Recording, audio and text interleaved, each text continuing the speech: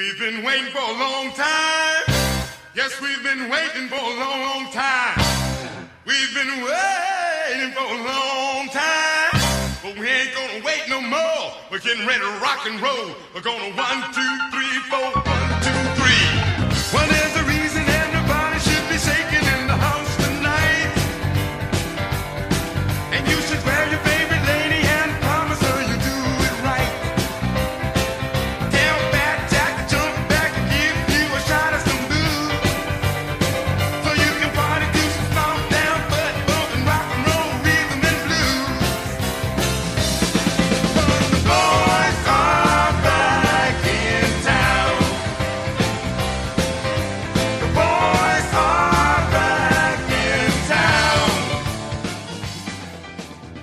I know that everybody's been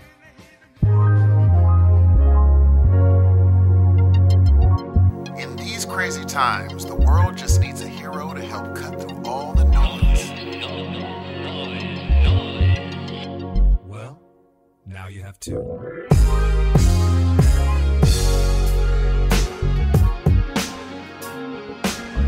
Good morning, good evening, good afternoon, ladies and gentlemen. Welcome to yet another episode of Your Heroes of Noise. I'm one half of this dynamic duo. My name's Steve. Steve, we've been gone for a month. How's everyone doing? Jeez. Hello, You know, everyone. here's the thing.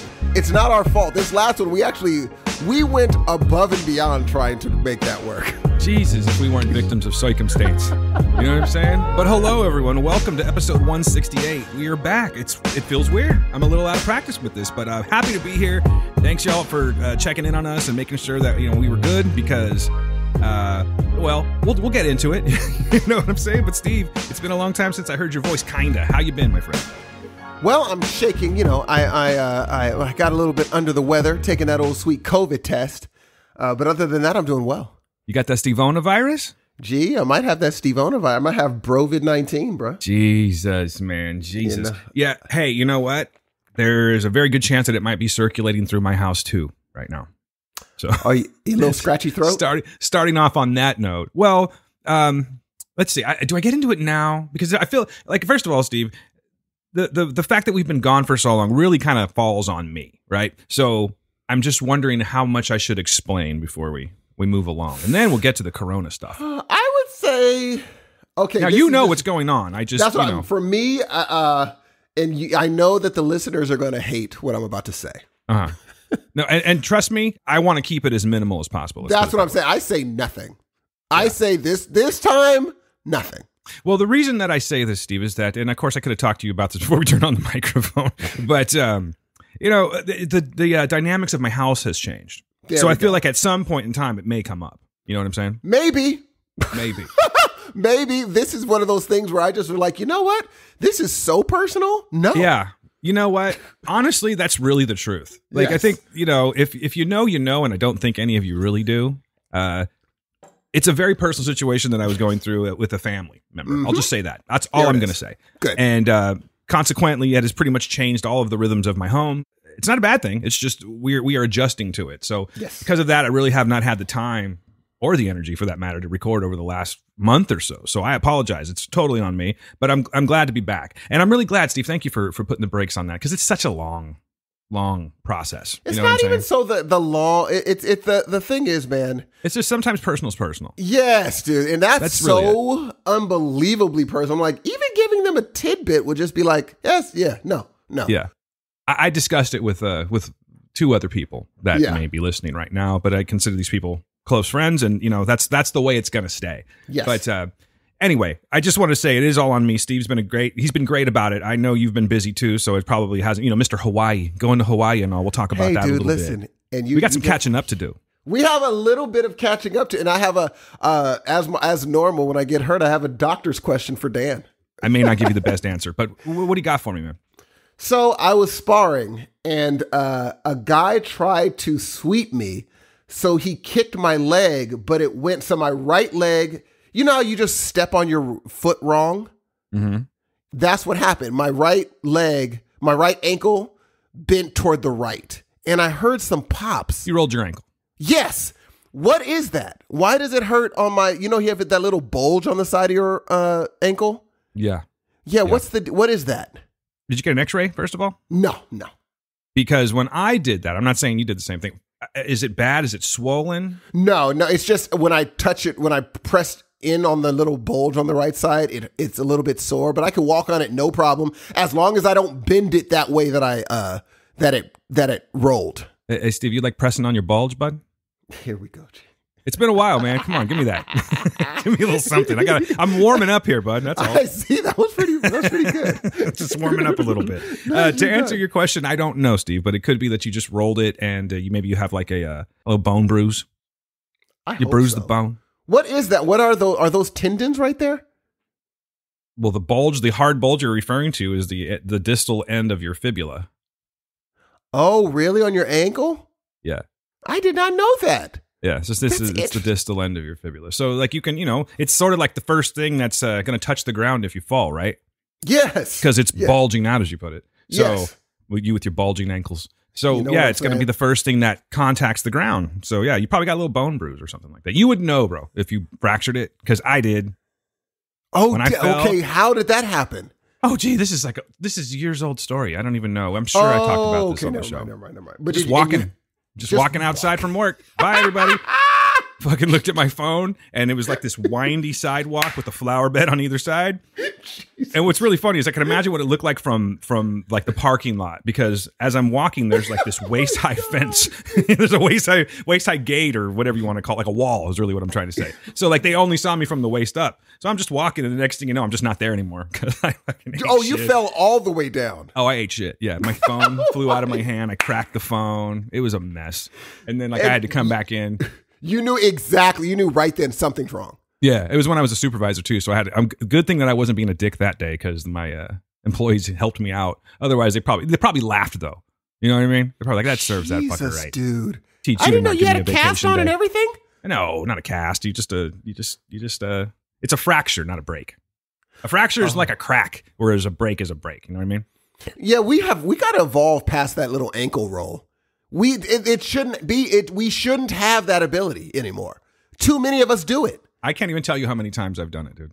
It's ridiculous. So many. That or stubbing my toes, breaking toes. Dude, I've rolled my toe because in the ring, it has some give, so you can roll your toe really easily.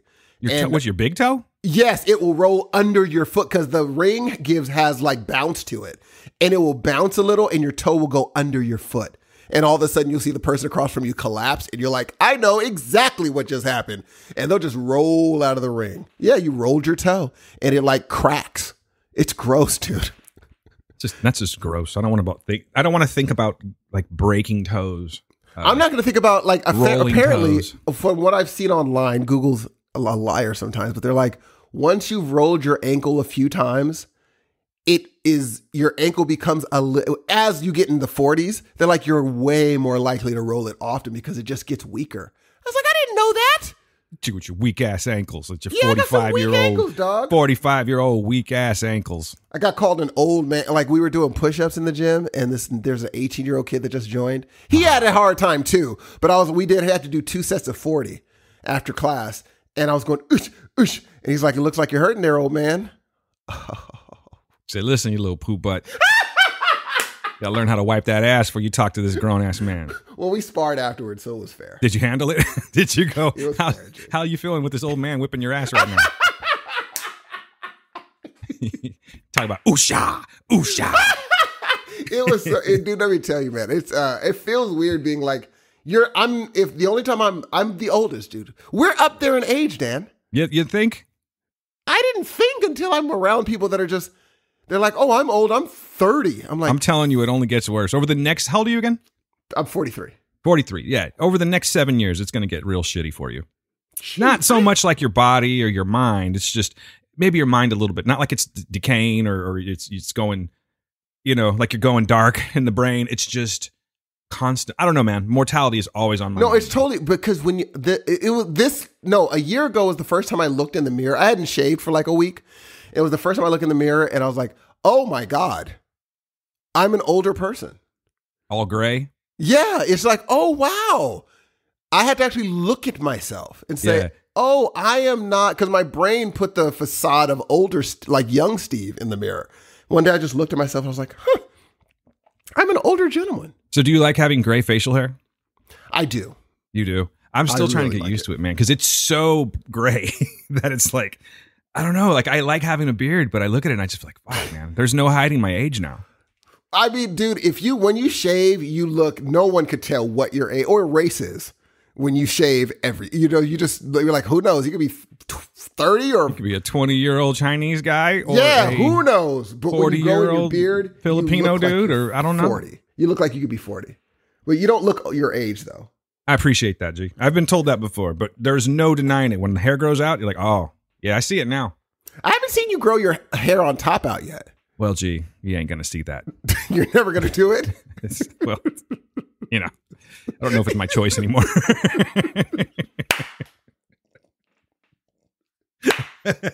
We've been gone a while. I feel great about myself so far. All right, we're off to a good start. I would pay money to have you just grow your hair out for a month. You're looking like Ron Howard or some shit. Do you understand how hard I would be laughing in the hallway? Which is why I shave my head, Jay. I would have to walk away. I would just have to walk and be like, okay, that was worth $100 that I paid him. It's like, it's still there. It is. It's still there, honestly. But it's some of it's like, didn't get the memo that they should show back up. So it's a little patchy. Kind of looks like Pangea up on the top of my fucking head. but the good thing you have is some people have that and they can't grow full beard. Your beard connects. Dude, all I can do is grow hair. That's like my superpower. Growing hair. You like if you don't shave for a week, you got a beard, huh? I don't shave for a week. I look like fucking, I should be like, Wilson! Are you? Oh, I didn't know your hair grew that fast. Oh yeah, it grows really fast, bro. Oh, you're like, I mean, that's an exaggeration, of course, but you're like, oh, you're growing a beard. By day 2, you know what's up. You got a beard going on. That means you shave every other day. Try every day. You shave every day, Dan? Yeah, but honestly, I really don't need to. It's just I don't like going to work with stubble. So if you do the razors or the automatic? With razors. The automatic pulls, dude. Those things hurt. Got that Gillette Mach 3. Oh, look at this guy. I think it's a Mach 3. That might be the old version. Those things are like Iron Man suit. I don't know where they're at now. This dude got some nice little razors there. Yeah, man. Those things are fucking expensive too. Like $30. $30 for a pack of like 8. Well, I've been listening to podcasts and apparently, what is that thing called? What's those Harry's?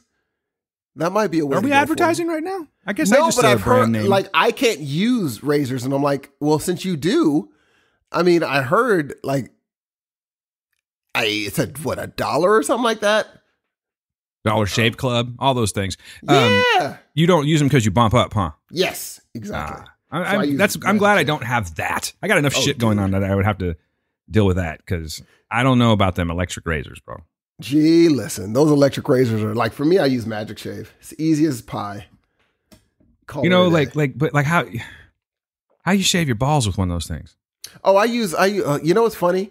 And I use, I have a specific, some you got a ball shaver? Specific ball I got shaver? clippers that I use for ball shaving. Nice, bro. You got to. How long you been into this ball shaving thing? About 3 years. About 3 years. Interesting. Bald, bro, as eggs. Yeah, that's nice, huh? Because you're comfortable, yet you're also being courteous. But I heard that the whole thing where it's like it's good to shave your balls is bullcrap. Why is that? I bet you. I bet you certain people would disagree with that. Oh, there's a few people, but I heard it doesn't even smell different. Did you take the test? I have not taken the test. Take the test right now, G. I can't, but next time I'm going to. I'm going to be like, maybe here's the thing, G. I just wanted to see if I could get you to smell your fingers on mic.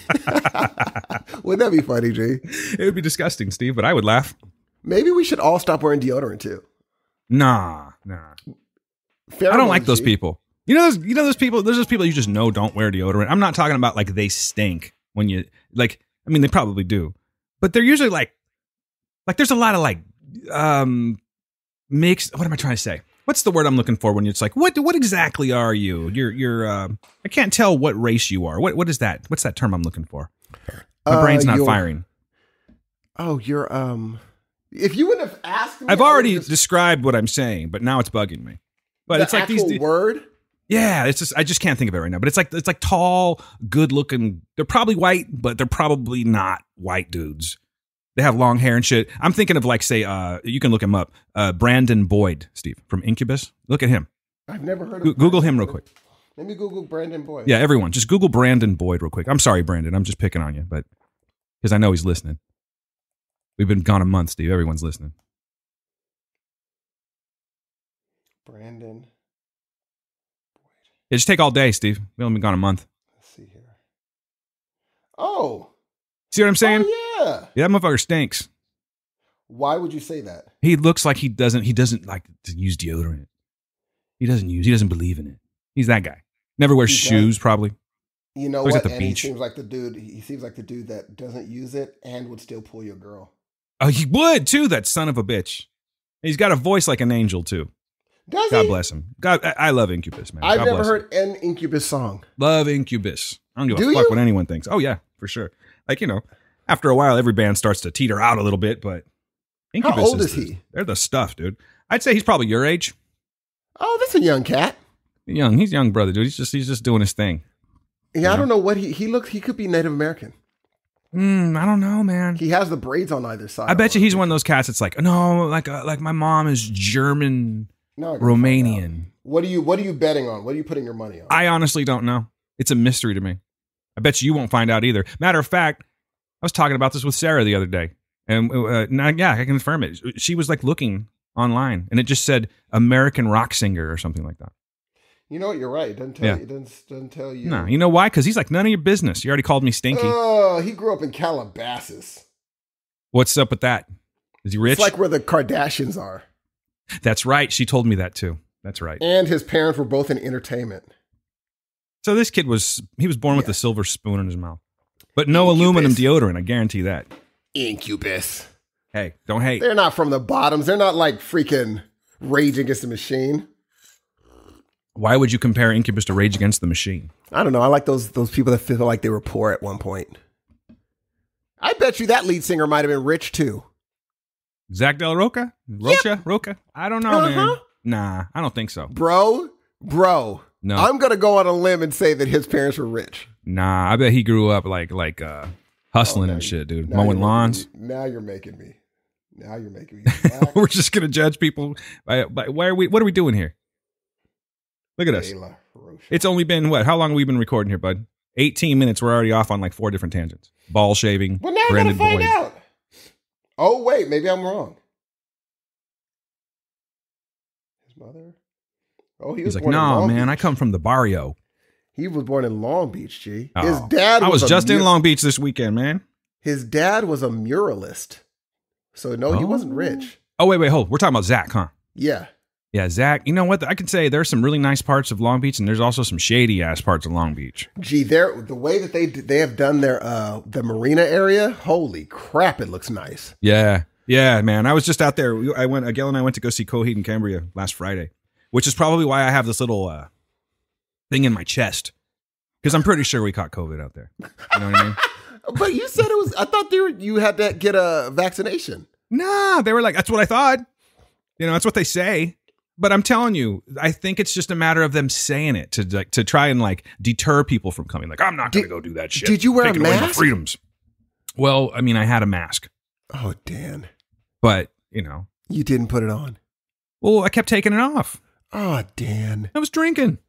I didn't even know how to fucking behave, dude. That's the thing is I hadn't been to a live show since February 8th of 2020. I was losing my shit. Dan. I walked in. And it was like Willy Wonka's chocolate factory, dude. A lot of black people? No, but there were a lot of orange midgets. Oh, a lot of orange midgets with green hair running around. It was pretty crazy. I got it. Very nuts. I'm thinking about it. Did I see any black people at that show? Of course. It's not that I was out there looking. No. I think there might have been like one. Maybe a black person. Why are you saying that, man? You don't think black people like rock and roll?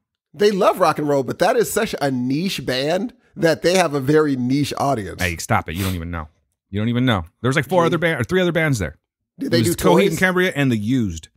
2 big bands. Did they do Toys or no?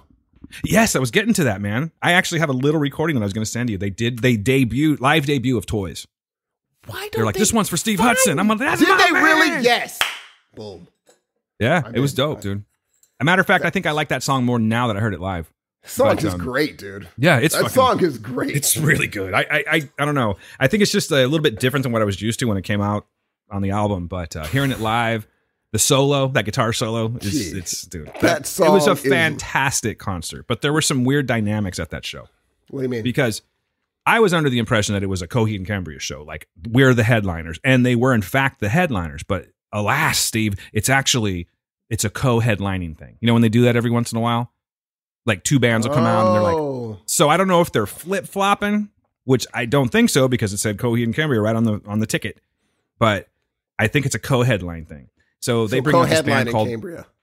Co-headline in Cambria. Or maybe it was COVID in Cambria. That's when you sent me that. Do you know how long I laughed? I said, dude, I can't believe they didn't think of that. You know... They can't do it all, Steve. Sometimes you need people like me, you know? You legit were in the crowd with COVID and Cambria, G. Dude, I'm telling you. So we get in there. We get to the show kind of late because traffic is a bitch in Los Angeles. Yes. Let me just tell you. When you're trying to get to a show. Yeah, and we were already running late. Like, she couldn't get off work until noon, and then we had a couple of setbacks and a couple of stops. Yes. We hit LA real quick for provisions, and then we got back on the road. G, you know what I'm saying? So when all was said and done, it took us probably like 6.5 hours to get to Irvine from Fresno, which is crazy. It's like driving to Las Vegas. Well, no. Irvine is far, dude. That's like an hour out of LA proper. It's insane. And you know how it's, I don't understand it. Like, our navigational system was getting all confused. Was telling us to go in all these weird directions. Yeah. In 50 feet, veer left. Then that's because they have the toll booths. I know that the maps try to avoid your toll roads in Irvine. And Irvine has a bunch of toll roads. Appreciate that. I like my car. My car saved me some money this weekend. That was nice. How? It avoided the tolls. Did it? Now, you didn't. Every time I go to Irvine, I get blinked by one of them. They send me a picture of me going through one, and it was like $30. Do you ever get blinked by 182? Oh, look at you. Oh, did you take the new car? Hell yeah, I took the new car. I had to see how it was going to do on the grapevine. How did it do? You know what? I'm happy to report it drove like a champ. Of course. Did you get your hitch already? I love my car, dude. I'm still in love with my car. You get your hitch? Nah, I didn't get a hitch yet. Jesus, dude. I'm a little scarred from the last ordeal. I understand. I thought you had just not mentioned it. I was like... And now it's too late, I mean, because the girl leaves in less than 2 weeks. 13 days, dude. Still get it.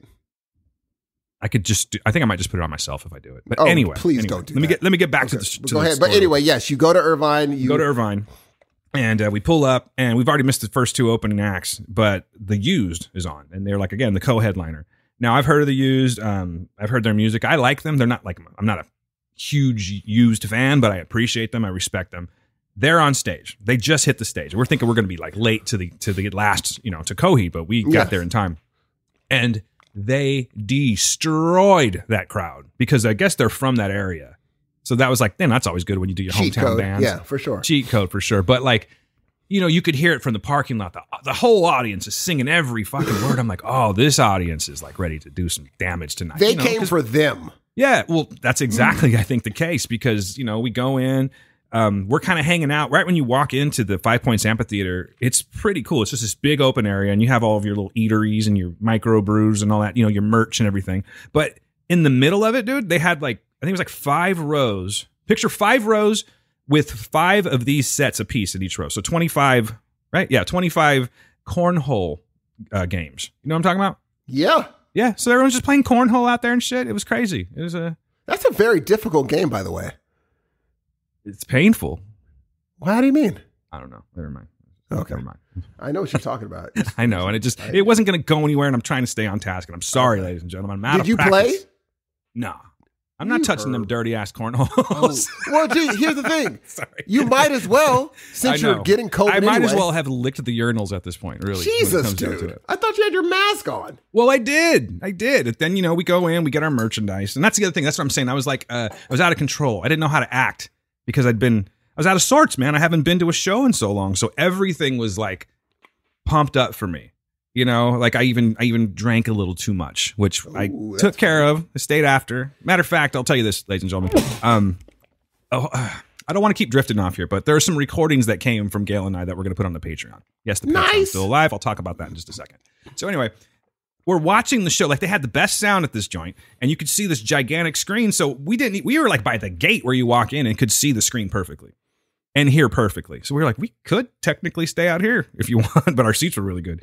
So the used ends, they had such great like contact and back and forth with their crowd. And I was like, that's a damn good show. Like, I'm going to have to like listen to these guys more, maybe go see them again when I'm expecting to go see them. Like, in other words, like I really, at that point I was like, well, if I see the used, great. If not, whatever.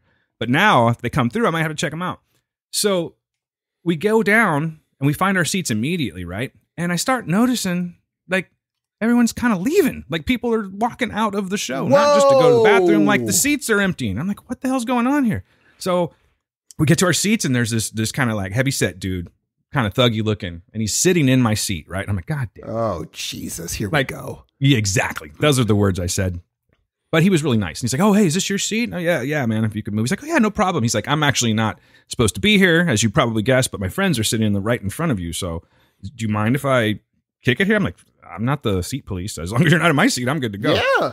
So, we get to talking and everything. And he's like, yeah, so how's your day going? I said, oh, man, 6.5 hours coming from Fresno. And he's like, what? And he points to his hat, and his hat says 559 Street Tacos. Shut up. I'm like, that's what I said, what Steve. What are the chances of that, dude? I also said that, Steve. I did. And it was crazy. Yeah, he was a really nice guy. I already forgot his name because I'm terrible at Holy crap, dude. Yeah. But nice guy. So we enjoyed the show with him and his friends from Fresno. Younger folks. Dude, do you know how crazy that is? Yeah, it was a strange coinkydink, Steve. It was. Holy crap. So Coheed comes on, and they're just smashing it. The set list, depending on how like old school of a fan you are, some people may not have been like completely pleased with it because they did tend to play some newer stuff, but I thought they did a great set list. They sounded fantastic. They did. The thing with Coheed is they're one of those bands that don't do a lot of back and forth with their crowd. Yeah. There's not a lot of like, how you guys doing tonight or any of that kind of shit. It's just, they don't seem like the type to be like you know how between set people be like, so I'll go into the market the other day, and like they don't seem like that person to be like, let's tell some jokes between and have fun. Dave Grohl, Claudio Sanchez is not. You know what I mean? He's not a Dave Grohl. All right. I was supposed to go to the Foo Fighters the night before, and I didn't, and I'm still pissed about that. But I'm kind of glad I didn't, because I would have went, wow, this is a far less entertaining show had I gone to both shows. Oh, wait, you talking about the one in L.A.? Yeah, Inglewood. Where Homegirl drummed? Where little Nandy was there, dude. Oh, Dad, are you kidding me? Dude, I didn't have tickets to begin with. There's someone at work that called me. She used to work with me, and she's like, hey, I have these tickets, and I may not go, COVID, blah, blah. I'm like, give them to me. I will go. And she was going to, and then I guess her husband changed their mind at the last second. Then never mind. I thought you just said, no, I don't want them. No, I was like, give me those fucking tickets. I will go in a heartbeat. I was going to buy tickets, but glad she went. I know she is so glad she went. Yeah, I know, man. I mean, and our friend Summer, she's going to Bottle Rock this weekend to see the Foos. I saw Summer. Did you? I didn't say hi to her, but I saw her. I saw like I shit, but I was like, she's not going to remember who I am. So I just Stop it. By. She only listens to the show. Do you hear Summer? I know you're listening right now. Can you fucking believe this shit? Please, next time you see him, call him out. I was like, hey, the funny part is like... She's literally listening right now, and you're saying, I don't know. Hi, Summer. I saw you, and I was going to say hi, but I thought you were going to be like, who are you? Please leave me be. So, translation, he's like, I got to go do something real quick. I was literally not busy. I was like, Summer, I haven't seen her in 100 years. But I was like, she doesn't know who I am. I'm out. I haven't seen her for so long. I cannot wait to avoid her. Come on, Steve. Oh, my God. I do want to see the Foos live one day, though. Dude, we're going. The next time they come around, we are going. They don't play around and be like, we're going to do, ladies and gentlemen, all of our new songs for our new album. They know exactly what their people want to hear. They're like, let's just do what they want to hear. 25, 27 years worth of music, dude. They are not coming to like screw around. You know what I mean? Every time I've seen them, and I've talked about this many times, so I'll keep it short, they just put on the best concert ever. And judging by that video, probably...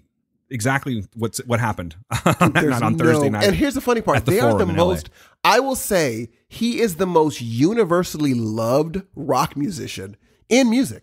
Everyone loves that man from every racial background. Loves Dave Grohl. He's the man. He somehow did it. He was like, yeah, I don't get in any drama. I don't say any off the wall stuff. I'm not on the wrong side of issues. He did it right, dude. The only thing I fear for Dave Grohl, particularly right now, and over like the past, 2 years or so, is he is teetering that line of possibly being overexposed. Like he's dipping his toe into the water of Adam Levineville. You know what I'm saying? Because, well, no, I love the guy. Like, honestly, he's my favorite rock star, and I'm going to be sad as shit when the man dies if he dies before me. But here's the deal. And he probably won't. He's going to be like around forever. But like Keith Richards or something like that, Steve. Jesus. But he's just on everything now. You see Rock Docs, he's on him. You see, like all it's going to take is for him to be like a host on The Voice. No, and you're that's right, when we dude. know. When he goes on The Voice, he has officially jumped the shark. Dan. Oh, please don't do that. But the problem is, I mean, not the problem, actually. The good thing is that he's like literally one of the last true rock and rollers right now. Lots of bands are out there doing their thing, but he is a fucking rock star. You know what I mean? Nobody screams like Dave Grohl. Nobody does it better. That's right, my man. Do you think now?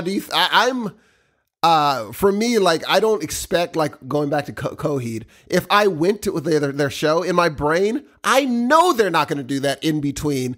And if they have the wrong person first before them, it may throw other people off. If the people before them destroyed, then not saying they won't destroy, but they destroy in a different way. Like, they seem like people appreciate their musicology. Like, wow, look at what they do. That's incredible. They're really good musicians and really good songs. Are Coheed a sing-along group? Oh, yeah, for sure. They have their own little, like, I've seen them so many times. I know their live cues for songs. I know when people are going to start or when to kick in with the crowd singing and stuff like that. But he doesn't cue them in, though. Well, there's this one song called No World for Tomorrow. Yeah. I'm not going to sing it or anything, but there is that one part where the music breaks down and he's just singing. And he was like, in the light, you'll see all that hope will bring, something like that. And you can hear people clapping, right? And that's what has been going on. Oh, but he's not like waving and putting his ear out, being like, let me hear you guys sing. He's not that guy. No, but it's just, if you go to Coheed shows, you know, that's what you do. Absolutely. At this point in the show. You know what I'm saying? But I'm saying that's not, his style is not to be like, everybody, let's go. Like, he's not that guy. No. Okay. No. See, that's other people will go out into the middle of the stage and come be like, come on. Like that whole thing. It seemed uncomfortable for him. He seems like a very uncomfortable guy. When I've met Claudio Sanchez, and, you know, like, I imagine people come up to this guy all the time, but I was at WonderCon. He was signing comics. I met him and he was friendly. He was with his wife. And then the next day, Sarah and I were walking around and we ran into him and I had maybe like a 2-minute conversation with the guy. Did he remember you from the day before? Oh, I doubt it. But he was super nice. He's a real shy cat. You can tell it's not like I'm being unfriendly or you're bothering me. He is a shy individual. And when he talks to the crowd, most entertainers really are. Yeah, and when he talks to the crowd, you really get that, particularly that night. Like, he literally said, all right, well, I think he only talked like one time, except for a couple of thank yous or something like that. And, hey, this is a new song. Other than that, he didn't really talk. But when he did, it was just like, okay, well, we got a couple more left, so, we'll stop bothering you guys. And then he just started playing. It was really awkward. And I'm thinking what happened was, he probably had no idea. Like, I'm sure the band was psyched because it was their first show in 2 years. Since all this shit went down, it was their first show. So they had new material to play. They had they've been rehearsing. I'm sure they had a lot of energy that was like stored up and ready to rock. Of course. And the crowd like dipped on him, dude. And I have a feeling it fucked with his confidence a little bit. Because why else would he be like, okay, we'll stop bothering you? Well, no, I mean? that would mess with anybody, dude. Yeah. It's just one of those things. Like, you go out there, and that was the other thing too, is what I was getting at with the whole cues, the clapping and all the singing along and stuff like that. Like, people, I don't have to be the ringleader of that shit at other shows. And I was literally like, come on, motherfuckers, like, let's go, And then people, like, I was the one that would start some of this shit, and it should never have to be that way. No, like a fucking amateur. I think I said that too. I was being a little bit obnoxious. Well, technically, the ringleader should be the. True. That's true. I'm not saying I started for the entire, like, for my section, I was the guy that started that shit. Yeah, he should be doing that. Yeah. I don't know, but man. That's not his groove. But also, I think, maybe it's the fact that people still don't know how to act. Like, I'm sure that was a lot of people's first show in a while. You know what I mean? So maybe people are just they're not quite there yet. I, for one, was like, live music is my thing. So I was on full that night, dude. Like, there was no getting in the way of my good time. But I think it's just maybe the groups that were there, maybe, because when I saw clips of the Foo, it was as if the Foo Fighters they'd been doing a million, because that crowd was ready. So I just think it's maybe they don't gather those type of people. I think it's just truly the person that's on stage holding the microphone, speaking into the microphone. Like, that's that's who's going to be in charge of everything. Because when Dave Grohl, you'll see, we will eventually go to a Foo show, and you will see what the fuck I'm talking about. Like, he's just like, come on, motherfuckers! Like, he's not playing around. That's awesome, like, too.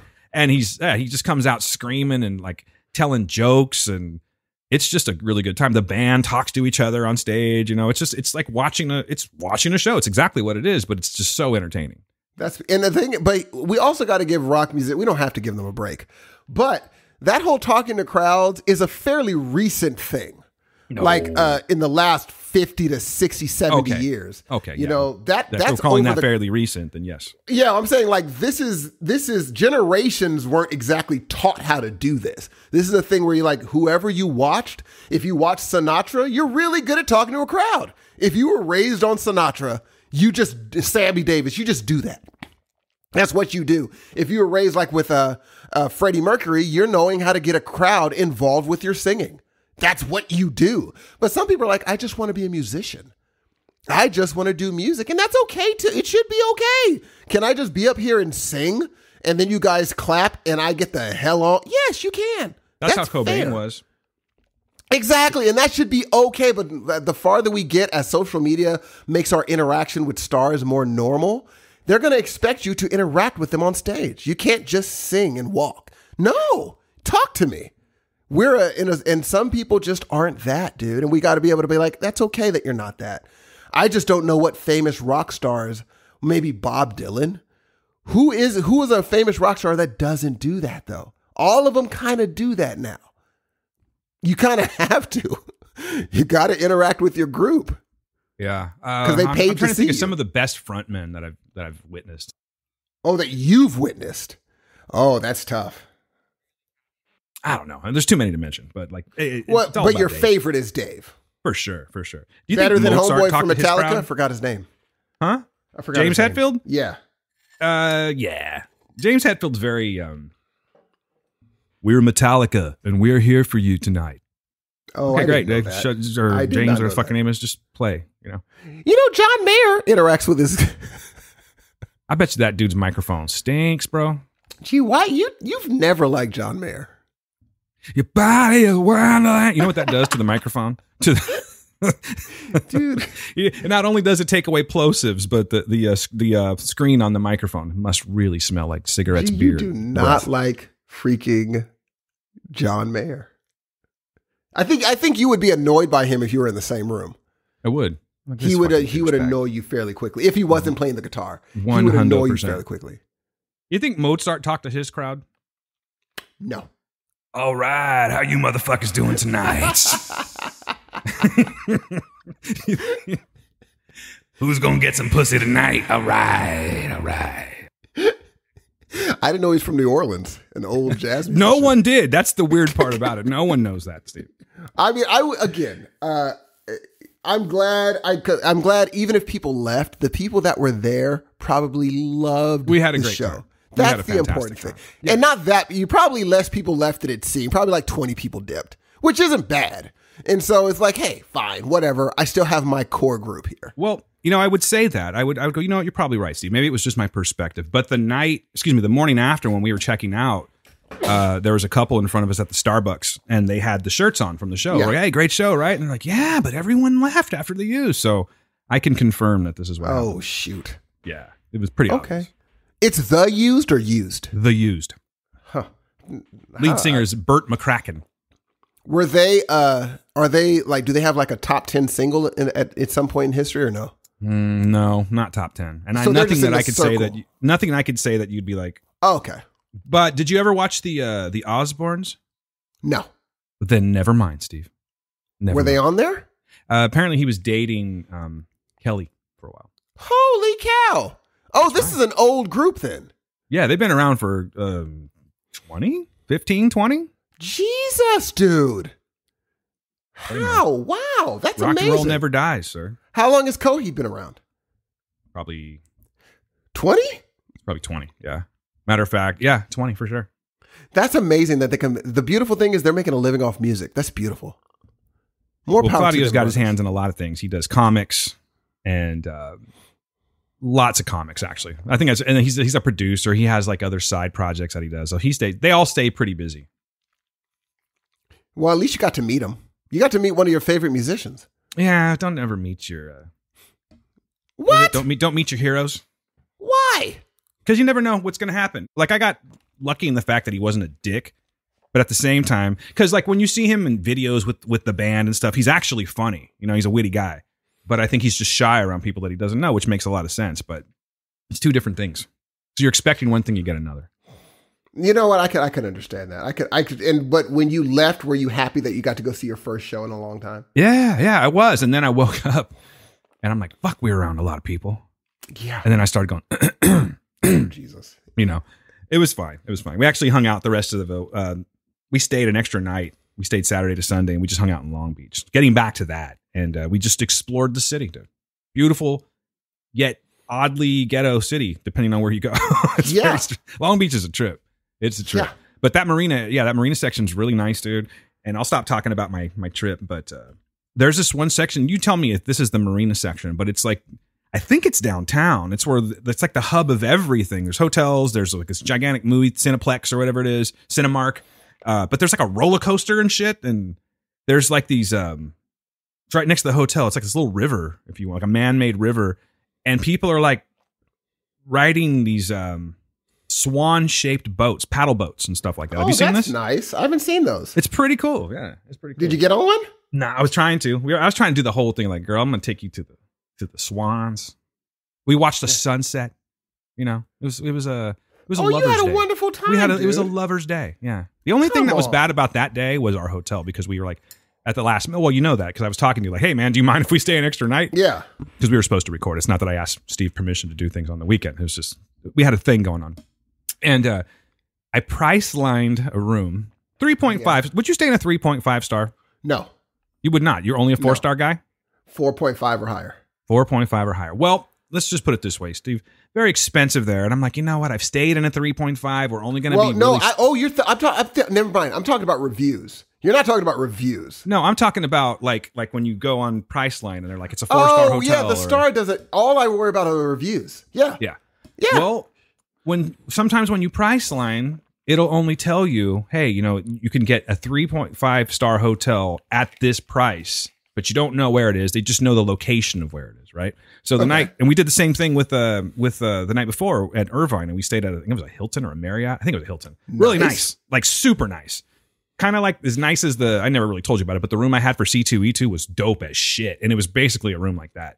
But then, so I'm thinking, okay, well, it's only like a half star down. You know, we're trying to save some money. We got a kid getting ready to go to college. So yeah, let's just do a 3.5. What are we going to do? We're going to hang out all day anyway and then come back and sleep or what have you. You know what I'm saying?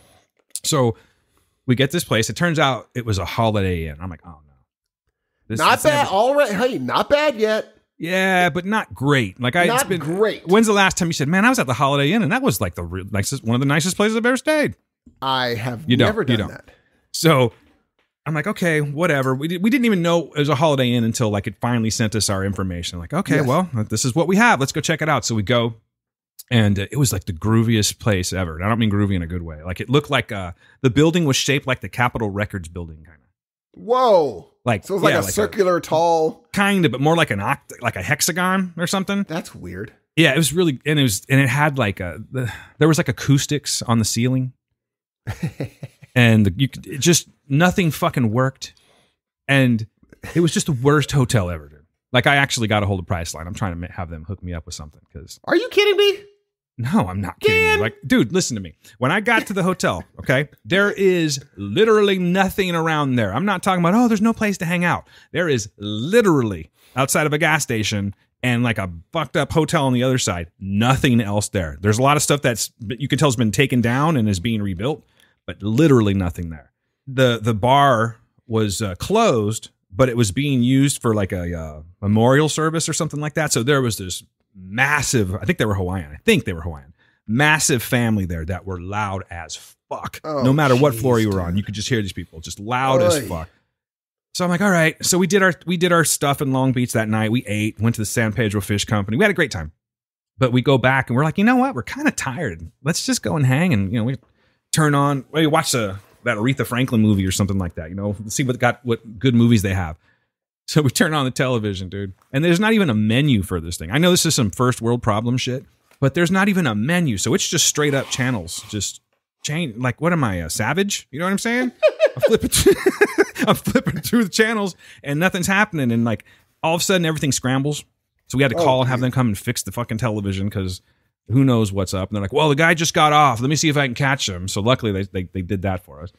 There was no room service. There was no, what was it? Oh yeah, there was no restaurant there. There was no continent. Nothing was there. There was no amenities there. There was just a straight up room. The room smelled like cigarettes, yet they haven't had any smoking rooms for who knows how long. And then in the middle of the night, go to the bathroom and I look down and what's standing right by my foot? Going, hey, how's it going? A couple cockroaches. Are you, a couple? Yeah, dude. Dan, stop it. I'm not lying to you, dude. Dan, I'm just like, stop and I'm like, it. you know what? Motherfuck this hotel. I'm done. I'm done, dude. Yeah. So I guess, I don't know what that means, that I'm just to the point where I can't stay in 3.5-star hotels anymore. But I think I'm like 4.5 and above from now on. No, but it's the review. You got to look at the reviews. But Dan. I couldn't look at the reviews the way that it went. It doesn't go, here's your mystery hotel that you're going to get for this, this price, this discounted price. Yeah. And here are the reviews on it. It's just 3.5-star hotel by the airport. Don't do kayak or hotels.com. Okay, noted for next time.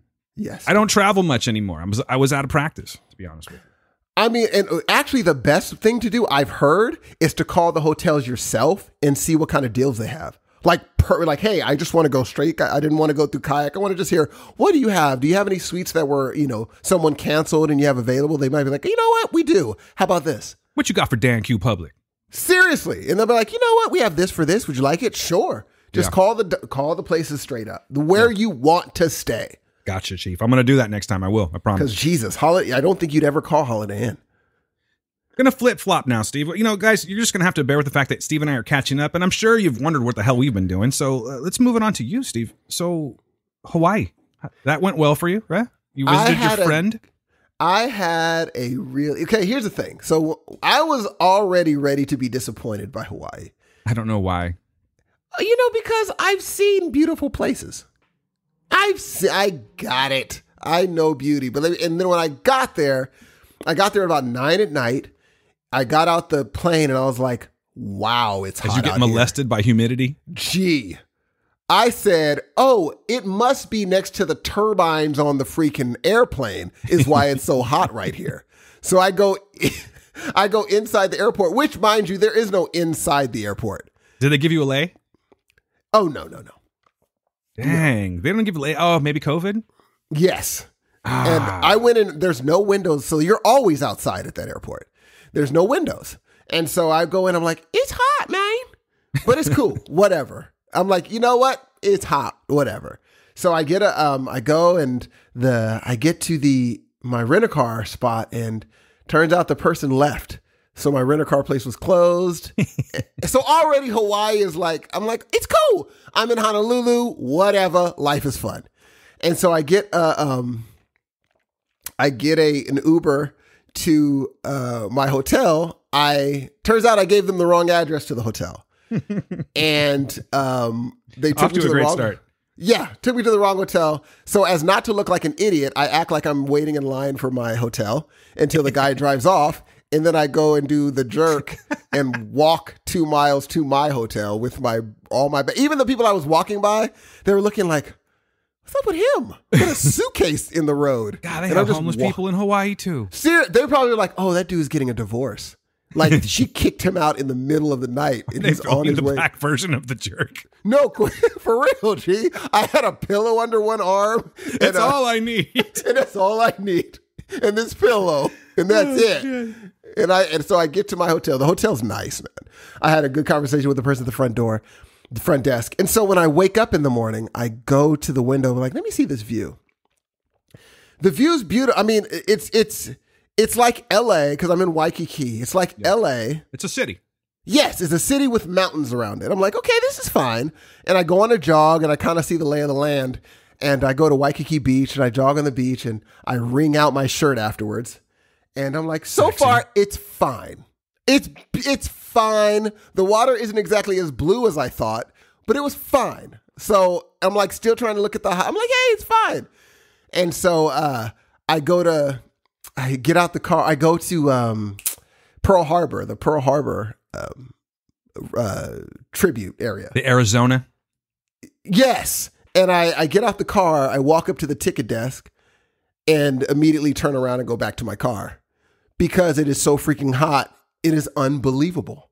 Like the sun is different there. Mm-hmm. It seems like someone has a magnifying glass on your back. And so I get back in the car. You never went then? You never went into Pearl Harbor? No, I just walked around real quick. I kind of ran around and looked at the sites, and I got right because like some of those people, I guess they're just used to that climate. Oh yeah, they were there. Fine. Sure, yeah, they were fine. And I started missing Fresno because the sun is not the same as out there. That sun on certain portions of the island is just on you, dude. This is when you're texting me talking about you know what, yes, and all that. Yes, I'm like, what are you talking about?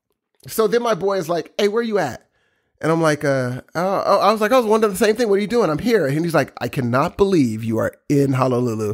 Come to my house. Or Oahu. Come to my house. I said, okay. So he gives me the direction to his house. And it's in a city called Kaneohe. And I go there and immediately I'm like hearing the Jurassic Park music. And I'm like, oh my God.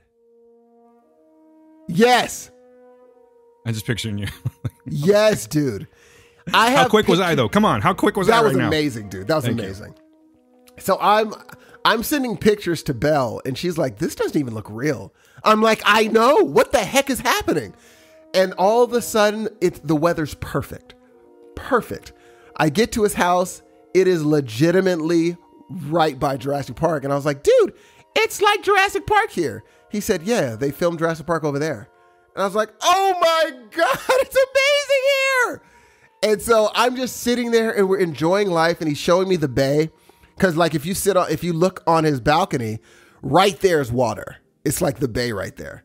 And he said, do you see that little white area in the middle of the bay? I'm like, yeah. He said, you canoe out there and you can just walk on the sand in the middle of the bay out there. I said, wow. Oh my God. Did you go like, I have some dinosaurs canoes out there, kayak. Bro? Dude. If a dinosaur would have turned the corner, I would have been freaked out and been like, oh, but it makes sense. This is where that's what I said. And then he's like, oh, it looks like it's about to rain. I was like, it doesn't look like it's about to rain. All of a sudden, a torrential downpour. He does not close the windows to his, they call it a lanai. I call it a balcony still. He does not close the windows to it. He just sit out there and watch it rain. Then it stops. I said, the weather's perfect here. He said it is, but it's only perfect because you came from a very hot area. It's still like 78 degrees. And in order to stay here, your body has to get acclimated to that heat. For sure. Because we don't have ACs. So if you're sleeping, you're going to be like, Lord have mercy, it's hot. He's like, your body just has to get used to it being sort of muggy and sort of warm year round. It's just what it is out here. It was gorgeous. Then we went, he gave me a map. He gave me the hookup to a beach drive. He said, take your Belle on this beach drive. You're going to lose your mind. Sure enough, we go on this beach drive and just see the most beautiful beaches, one after the other that we have ever seen in our life. It was incredible. Can I ask you kind of a cheesy question? Go for it. Did you like fall in love with her more when you were there? I mean, I do every day. Okay, that's a cop-out answer, Steve. You know what I'm saying? Every day, whether I'm saying like okay, I'll ask you different. Yeah. Because that was a bit cheesy. I already warned you. Did you feel, was it more romantic? You know what I'm saying? Like, because you guys really hadn't been out of town for any long point in time. You know, since the you guys sad have been part, together, right? We didn't get a chance to get the romantic part because immediately that day, we have to get Cam into college. Immediately. And that's that is a rigmarole of its own right.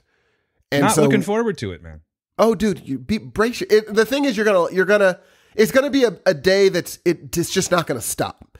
You're gonna have to keep on doing this, gonna make sure she has this, make sure she has that, make sure she has that. You gotta go get this, which is fine because you're gonna only be doing, oh, we only have to do this, and then a thing is gonna add on. Oh, now we only have to do this and we're done. Then another thing.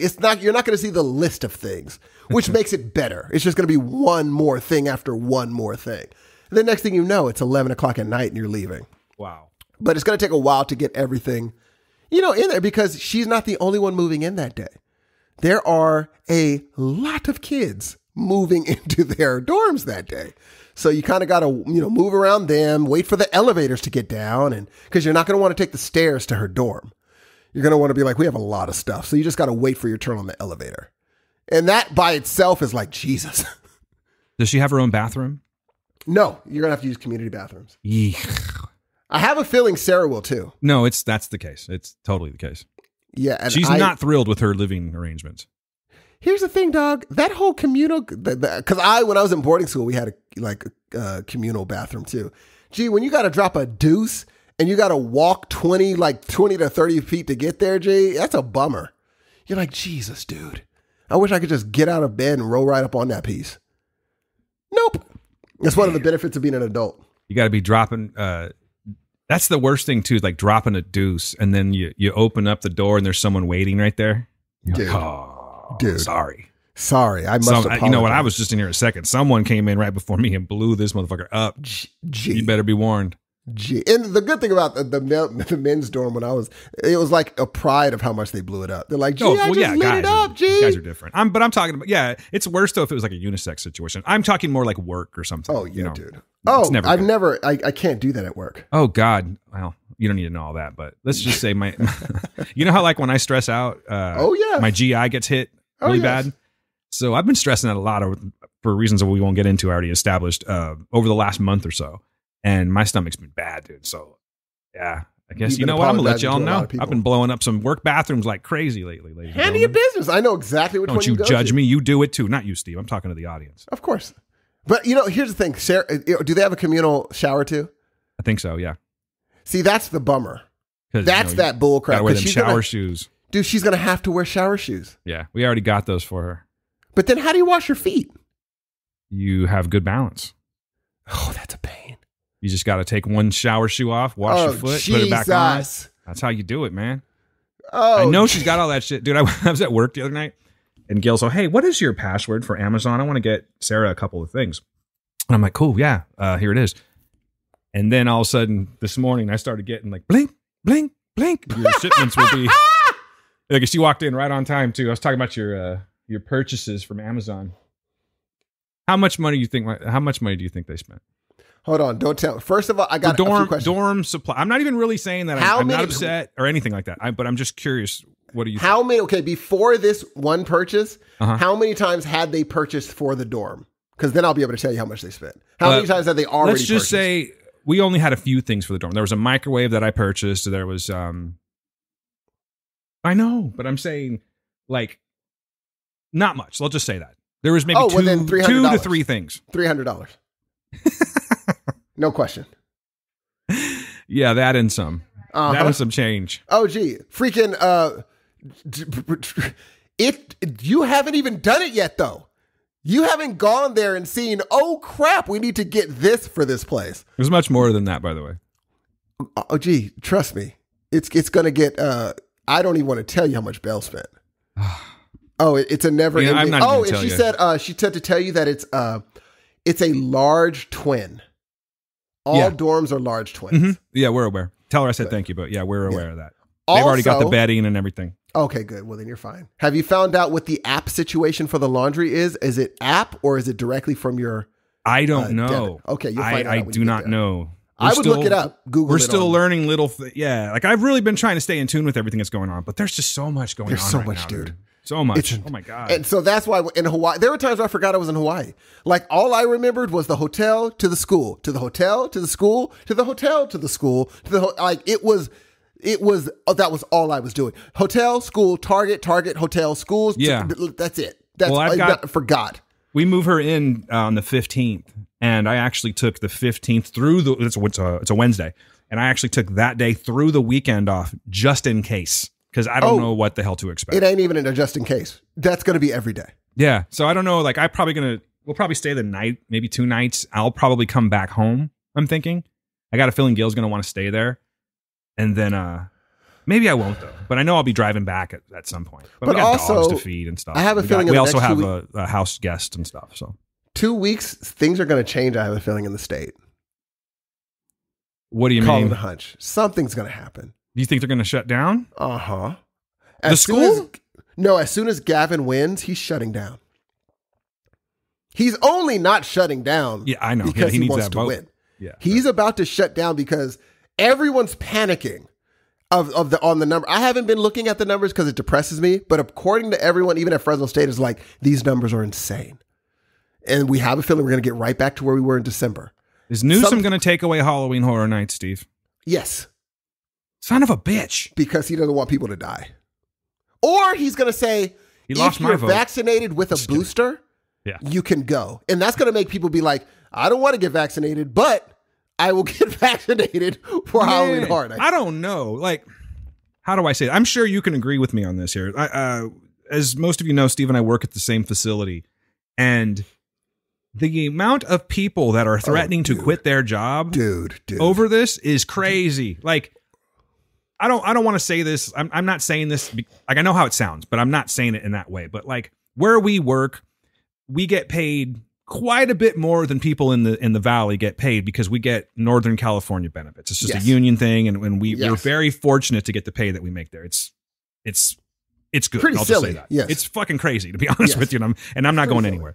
But these people that have been there for a long time, I know what I make, and I'm not even full time. But these people are full time, and they've been there for like 20 odd years, dude. And they're like, "Yeah, I'm out. See you later. I'm not getting this damn shot." And it's just, it blows my mind. Well, some people are just using that religious exemption. Yeah, I know a few people that are doing that, but it doesn't work for everyone. Dude, one dude, a friend of mine at the other facility, he was like, dude, they denied me within an hour. I said, that means you wrote something that was so weak sauce that they read the first few lines and was like, hell no. He said, man, I can't get that shot. I think I got Down syndrome or some shit. But one dude, do you know a guy that we both know? I probably do if we both know him, yeah. He said, that's funny. That was good. He said, I put in my religious thing that I'm covered by the blood. That's why I won't get the shot. Covered by the blood? Yes. And I told him. Of the lamb? Right now. Yeah, pretty much. Does he have a handlebar mustache? Yes. This motherfucker. And I told him, I said, let me go ahead and ruin your day. You're going to get denied. I'm covered by the blood of the lamb. Sorry, don't need it. I'm already covered by the blood. Wow. They're like, is the blood going to write that paycheck for you? Gee, our facility is not, like our union tried to battle our facility. And our union was like, we're going to fight for, you know what, you're right. This isn't right. 15 minutes later, back on Facebook saying, yeah, they're not budging. I said, oh, it was that quick of a meeting where the facility was like, if you're here to talk about what we think you're here to talk about, there is no, either you like it or you're gone. Or you can get to stepping. How crazy was that? I was like 15 minutes. Our facility, this is the first time they've dug their heels in and was like, no, we can find other people to do your job. Yeah. Tomorrow. Things are changing, man. And then, like, you know, in the tech world, like, you know, among my peers in the hospital situations, there are so many people that have been at these facilities for so many years, dude, and they're all dipping. They're all going different places for it's. I don't know, it's man. Crazy. It's kind of hard to argue. Time. Like, I'm not an anti-vaxxer, obviously.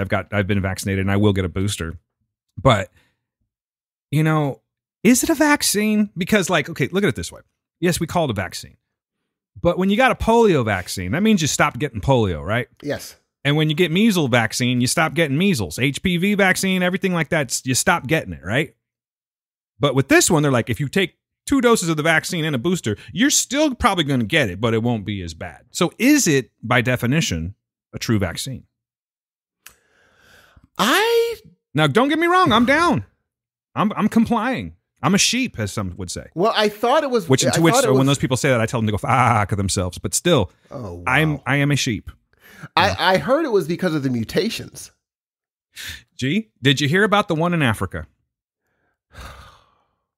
Do I want to hear... I feel safe right now, so I don't know if I want to hear this. I'm going to tell you anyway, Steve. Well, thanks a lot. There is a new African variant that I just heard about yesterday that is resistant to antibodies. We're all going to die. It's over. Happen. It's over. It's over. Sure. That's why when I listen to podcasts with epidemiologists and they're like, you hear the host being like, but we're okay, right? And they're like, no, we're not. And they're like, but no, we have the vaccine. Like, as long as these viruses keep learning, we're screwed. Because eventually they're going to get the cheat code. And it's over. They're like, we just have to be working faster than the viruses do. And the host will be like, oh, but, eventually we'll get, and the epidemiologist is always like, no, we're in trouble. We're in a lot of trouble. We don't have the money we need to do this. I was like, oh, don't. I got to stop. That's why I had to stop listening to the podcast. I'm like, I want an epidemiologist to be like, we're great and smarter than everything. Yeah. Like, nope. Definitely not trying to spread any type of anti-vax energy by asking that question. But I think it's a pretty reasonable question, Well, it has to be a vaccine of some sort if they said when the people that do get sick, they hardly either A, have small symptoms, or B, have no symptoms, and the other people that don't have the vaccine die. Yeah, I know, but I'm just saying, and it's not like I looked up the actual definition of vaccination. Do you know what I'm saying? But by my basic understanding, it seems like the other vaccinations zip it out for the most part. It's just gone. Is that true? Perhaps I'm wrong. Dormant? I don't know. I mean, I don't handle all sides of medical. Because I think you can still. Can't you still get measles even if you have? You can get polio. You can't get smallpox. True. That's true. You know what I'm saying? Huh. Like, if there's anyone out there, I don't want to do the Google work on this here because honestly, Googling shit just horrifies me when it comes to Hold on, let me see if you can get smallpox with a vaccination. I'm just because remember, smallpox did come back. You hear about that person that got smallpox? Yeah, that person that got smallpox. But if they were vaccinated, were they? I don't know. I don't think so. You get smallpox. I hope they don't check my. They're like, why is this person looking up so many diseases on his phone? Look at this dude. We got to fire him. It is oh, cool. Oh, Jesus. You're learning with the heroes of noise right now, ladies and gentlemen. Smallpox vaccination provides full immunity for 3 to 5 years and decreases in immunity thereafter. Okay, Jay. So, but full immunity is my point. But 3 to 5 years is. When's the last time you got a smallpox vaccine? That's a good point. I don't know. I don't know, man. Gee, that's what I'm saying. And what they're saying is you get full immunity for 6 months and then you need a booster, right? I mean, yeah, I guess I didn't get sick, But it's like every time dude, I need a smallpox vaccination. I think we all do.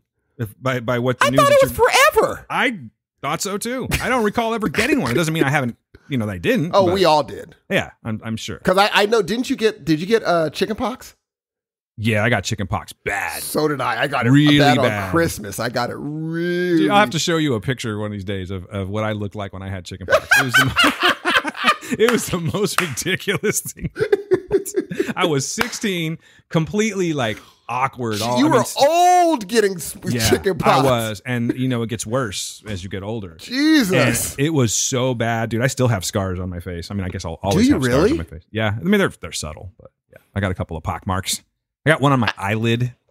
Oh, that's sad, Dan. Like the rim of the eyelid. That's sad. Yeah, it's. I mean, you would never notice unless I pointed it out to you. You'd be like, oh yeah, but it's there. I don't know why they started making a chickenpox vaccine. Kids should just get it over with. It's not that bad. Yeah, herd immunity. Just get it. I mean, when my son was getting chickenpox vaccine, I was like, what? Shouldn't he just get it? They're like, no, we got a vaccine for it now. I'm like, that doesn't mean he should just not get it. Because if you don't get chickenpox, you end up getting shingles. Shingles. You can still get shingles if you have chickenpox. Is that right? Yeah. That's a bummer. Yeah. Does it lessen the chances? It's what Gail would call a fine how do you do. You know what I mean? Is that what she calls it? She'd be like, you know what that is? And I'd be like, it's fine how do you do? So you damn right. Okay, explain that. What else does she what does that mean? I'm saying, what can you use that for? Because that's a funny phrase. Let's see. Well, Gail, she's ready to walk out of the room. Give me an example of a fine how do you do? Come on closer a little bit. Well, anything on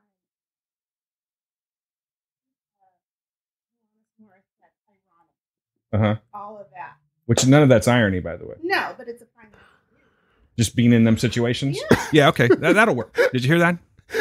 Explain. Go, Dan. Well, just think of the lyrics of Alanis Morissette's Ironic.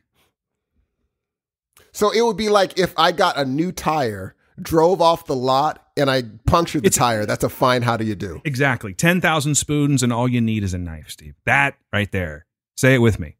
is a fine how do you do. I like that, dude. Yeah. That You know is what I mean? beautiful. It's That's it's like rain on your wedding day. it's like a divorce lawyer getting divorced. It's a fine how do you do. It's a BJ with too much teeth. How is that a fine how do you do? Because you're just like, man, this should be really good. That's with no an teeth. unfortunate situation. Yeah, that's a fine how do you do. Okay. Okay, that's a fine. It's not as bad as, I mean, you know, it's still good, I guess. I don't know. Anyway. I like that. I like that saying, dude. Yeah. That's a fine how do you do. It's a, what was it? Let's see. What else?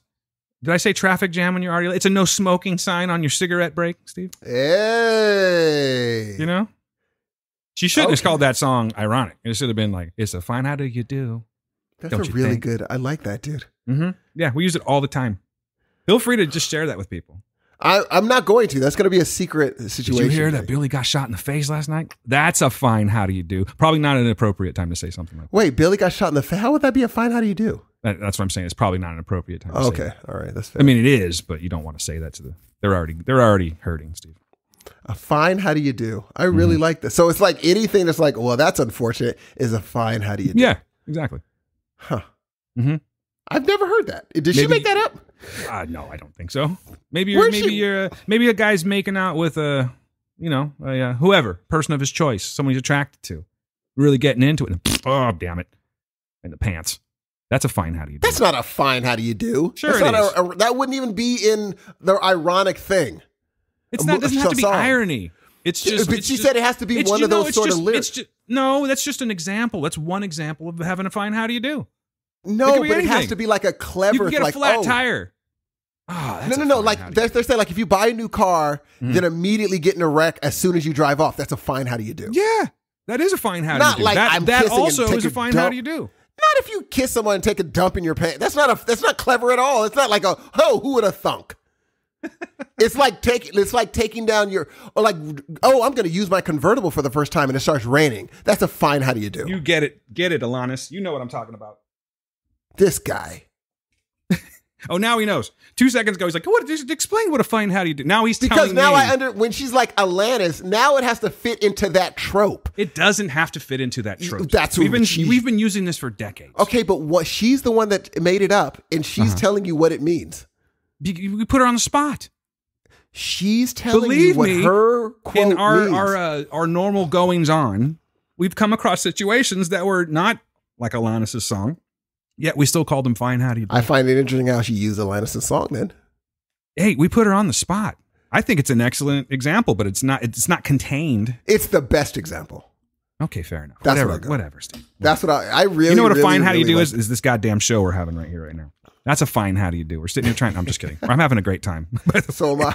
I don't know. We even need to talk about movies and shit. I don't know. I'm sure there's like at least one movie that we could talk about. There's a couple things that we could talk about, but Yeah. I'm thinking, what else has happened in the world? I mean, dude, we've been gone a month. By the way, I'm sorry. Let me real quick. I'm going to address the patrons out there. Y'all are going to get a full refund for last month. I hope you're still sticking with us, and I'm really sorry about this. But again, I already explained the short version at the beginning of the show, but we do plan on coming back strong. But it's not fair to you that you're paying money and you're not getting anything. So I haven't had the chance to do that yet, but I will be giving you a full refund today and back. So by the time you hear this, you'll already have it. Thank you very much. All right, Steve. What else has been going on in the world? Let's see here. What has been going on in You want to talk about Afghanistan? Oh, Jesus. I shouldn't laugh. I'm sorry. That's a fine how do you do right there, sir. How?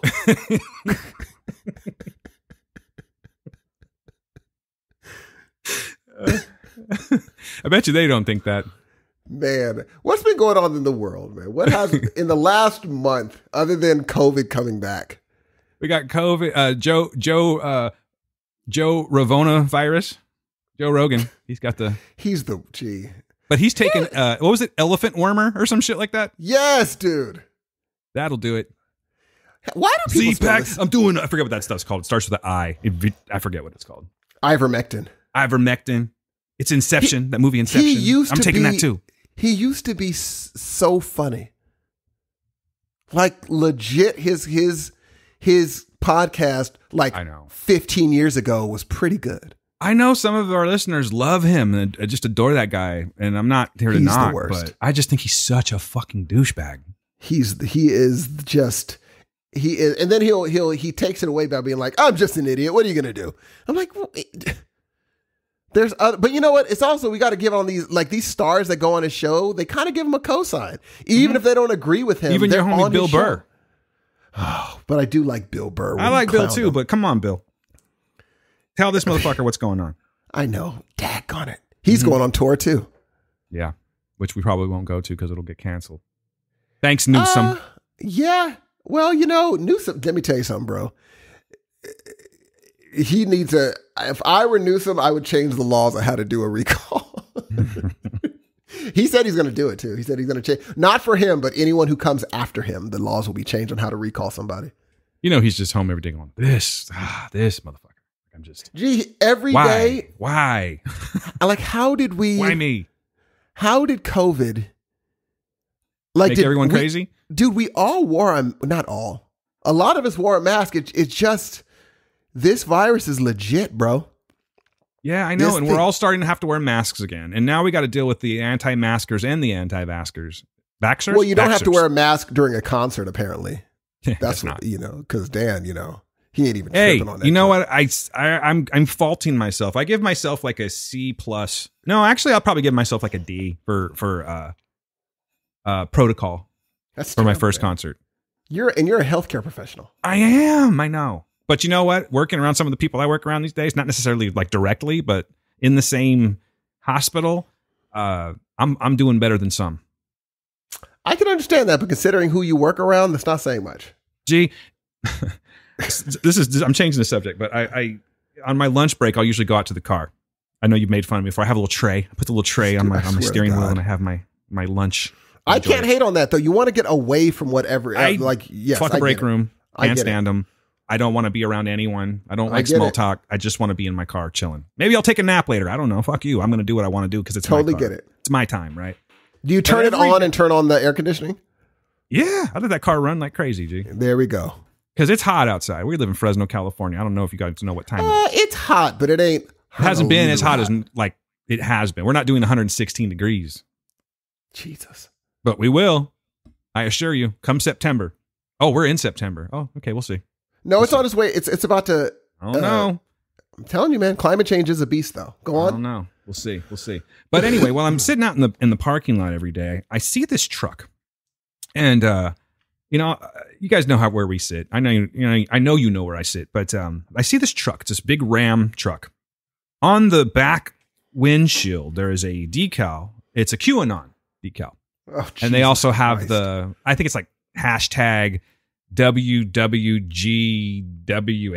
or something like that. Like where one go or where we go, we all go. Anyway, some stupid shit like that. Oh yeah, where one goes, there go we all, or something like that. Yeah. I had to Google it because I'm what the fuck does this mean? So I see this truck and it's been there every day. And I'm like, man, I got to see who this is. Like, I just want to know because you know what? Whatever. You voted for Trump. Like, I don't agree with you, but it doesn't mean I'm going to be hating you or anything. It's just, we're not going to be having conversations about politics or work. But when you go straight Q, that's a whole You're dangerous now. You're dangerous. You're a fucking dangerous person, or potentially anyway. You're flirting with it. You're going on 4chan and shit and if you put it on your car, you're saying you're like, I'm dangerous. I ain't even shy about it. Is what you're saying, right? Jesus, dude. Oh, so yeah, I would have to find out who it is. I have made it. Me too. That's what I said. And I've been making it a point to park by this car because I'm thinking one of these days I'm going to see who this is. And I had a feeling, I thought I knew who it was because there was this one cat. I won't say names or anything, but we were just sitting around one day. He comes in. He's not in our department, but he helps assist when certain patients come down. And he's a pretty interesting looking dude. I'm just being nice about it. And he's just odd all the way around. But we were just sitting there, and it's like, those times when everyone's working, so it's like no one's saying anything. Oh, yeah. Right? So we're having a quiet moment. And he just out of the blue goes, isn't Trump great? Like that. Like that Jesus, weird dude. Shakiness in his voice. And if there was a couple people, yeah, he's the shit. And I just kind of looked at him and didn't say anything. So long story short, I thought that might have been who it was. And so yesterday, I'm walking out to my car, and I see the truck's lights are on. I'm like, oh, Q's in the cab. I'm going to go check this shit out. And I was not even like, I was totally obvious about this. Like my car was on the entire other side of the parking lot, and I beelined for his truck and then did like a detour because I wanted to see who was in it. Hell yeah. And it turns, I'm not saying who, but it turns out it's someone that works in an apartment next door to ours that I really kind of respect as a worker. Like we work well together. He's been very helpful in facilitating things that we need to get shit done. And I know that's not going to change his work ethic or anything, but I was like, God damn it. I liked you. You know what I mean? You never know. I thought it was going to be another guy that is crazy like that. And he works not in your department. But I know who you're talking about. And I'm sure that's he's got who I one thought too. it was going to be. No, I know exactly who you're talking about. And I thought that it might have been him too. There's a few people that work in that particular area that you're talking about that could fall into weird. that category. They have a few there. Yeah, like it's the hub of the department that I work in. It's all right there. At least it's not someone like if it was someone that I like genuinely liked, I would be like, dang, we had long conversations about life and yeah.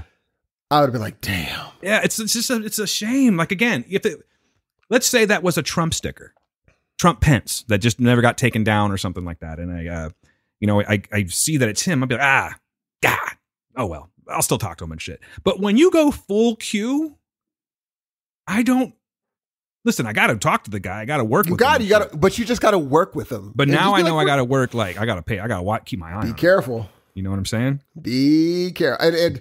But I will say, so far at the people I like. You stop saying the name of our Jesus Christ, our place of work, please. I was so used you just to it. love to have me edit shit, don't you? Like It's I just been a want month, to that's put why. things out. Okay, here we go. We get it. Our place of work. Go on. The people at our place of work. Yeah. No one has a sticker of people that I like. That if they believe crazy things, they do not publicize it. Yeah. This is just, I mean, it's not even a small, subtle sticker. It's a big ass Q with an American flag in the middle of it. Jesus, dude. Mm-hmm. I mean, I don't see that very often in our place of work, dude. I do not ever. Why don't you just say the name of it again, Steve? You've only said it like 7 times. I don't like. That's the first time I would have ever like. That would have taken me by surprise. I was like, whoa. Yeah, it's I don't just, see that. It's a bummer, man. You know, I don't know. I know fucking people hate when I start talking about this kind of shit, but it's just. Who does? I never heard anybody say they hate it. Oh, I don't give a fuck. I'm just saying. I'm saying it, but I know that some do. Because no one, some people just want to hear us go, I give it 5 out of 5 dildos or whatever. And we're not there yet. We're not there yet. We're not there yet. Ooh. Well, Dan you've had a month of things happening that I haven't been caught up on, dude. I know. That's what I'm saying. Like, we really haven't talked much in a month. And then, of course, we haven't talked to our lovely listeners in a little bit longer than that. This is true. This is very, very true. Is it oddly hot today? I don't know. I haven't stepped outside yet. That's not true. I lied to you, Steve. I went and got Starbucks prior to recording. Ooh, and, did you wear no mask, right? Well, I didn't go in. Drive-through. This Dan, man. Do you wear a mask in the drive-through? Yes! Okay, I admittedly don't. But it's not like I do it as a policy. I just don't. Oh, Dan. Well, it's like if we're having a conversation, that'd be one thing. But you know me, Steve. I'm not friendly. So it's yes, like, hey, you are. here's my money. Here's my this fucking guy coffee. is very friendly. Yeah, they're like, What'd have you a get nice from day. Starbucks? I'm like, I gotta you go get the fuck pumpkin yourself. spice? No, man, you know me. I'm just a black coffee guy. Oh, and by the way, is that weird? Because for the last, it's so weird. It's so weird that over the last I don't know, how long have I been drinking coffee? 30 freaking years, something like that.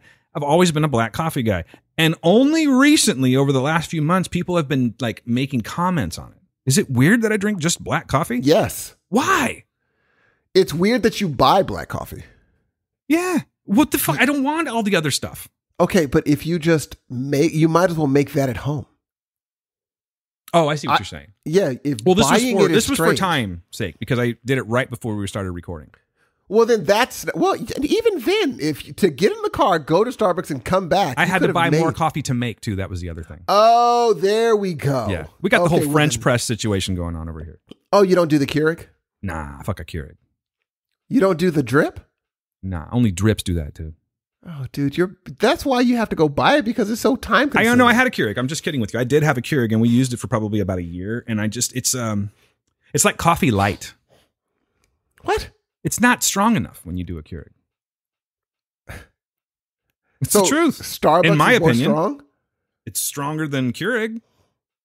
Really? Well, there's coffee snobs that are like, but coffee's not. Starbucks isn't really coffee. Fuck you. I like it. I enjoy it. You should go to some like legit coffee houses in Fresno and just make that your thing. Be like, no, I go to an actual good coffee locally house. owned and fuck Yes! that. If you want me to go to a locally owned shop, then move by me, motherfucker, because it ain't local.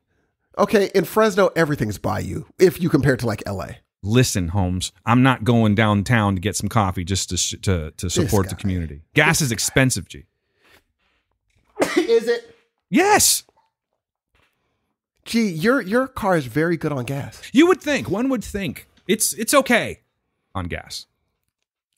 What do you mean it's okay? If you go out of town, Yes. I know you don't take your car out of town much, but if you were to take your car out of town, how many tanks would it take you to get there and back? And do a little driving in between? Oh, Jesus. I would have to fill up halfway back.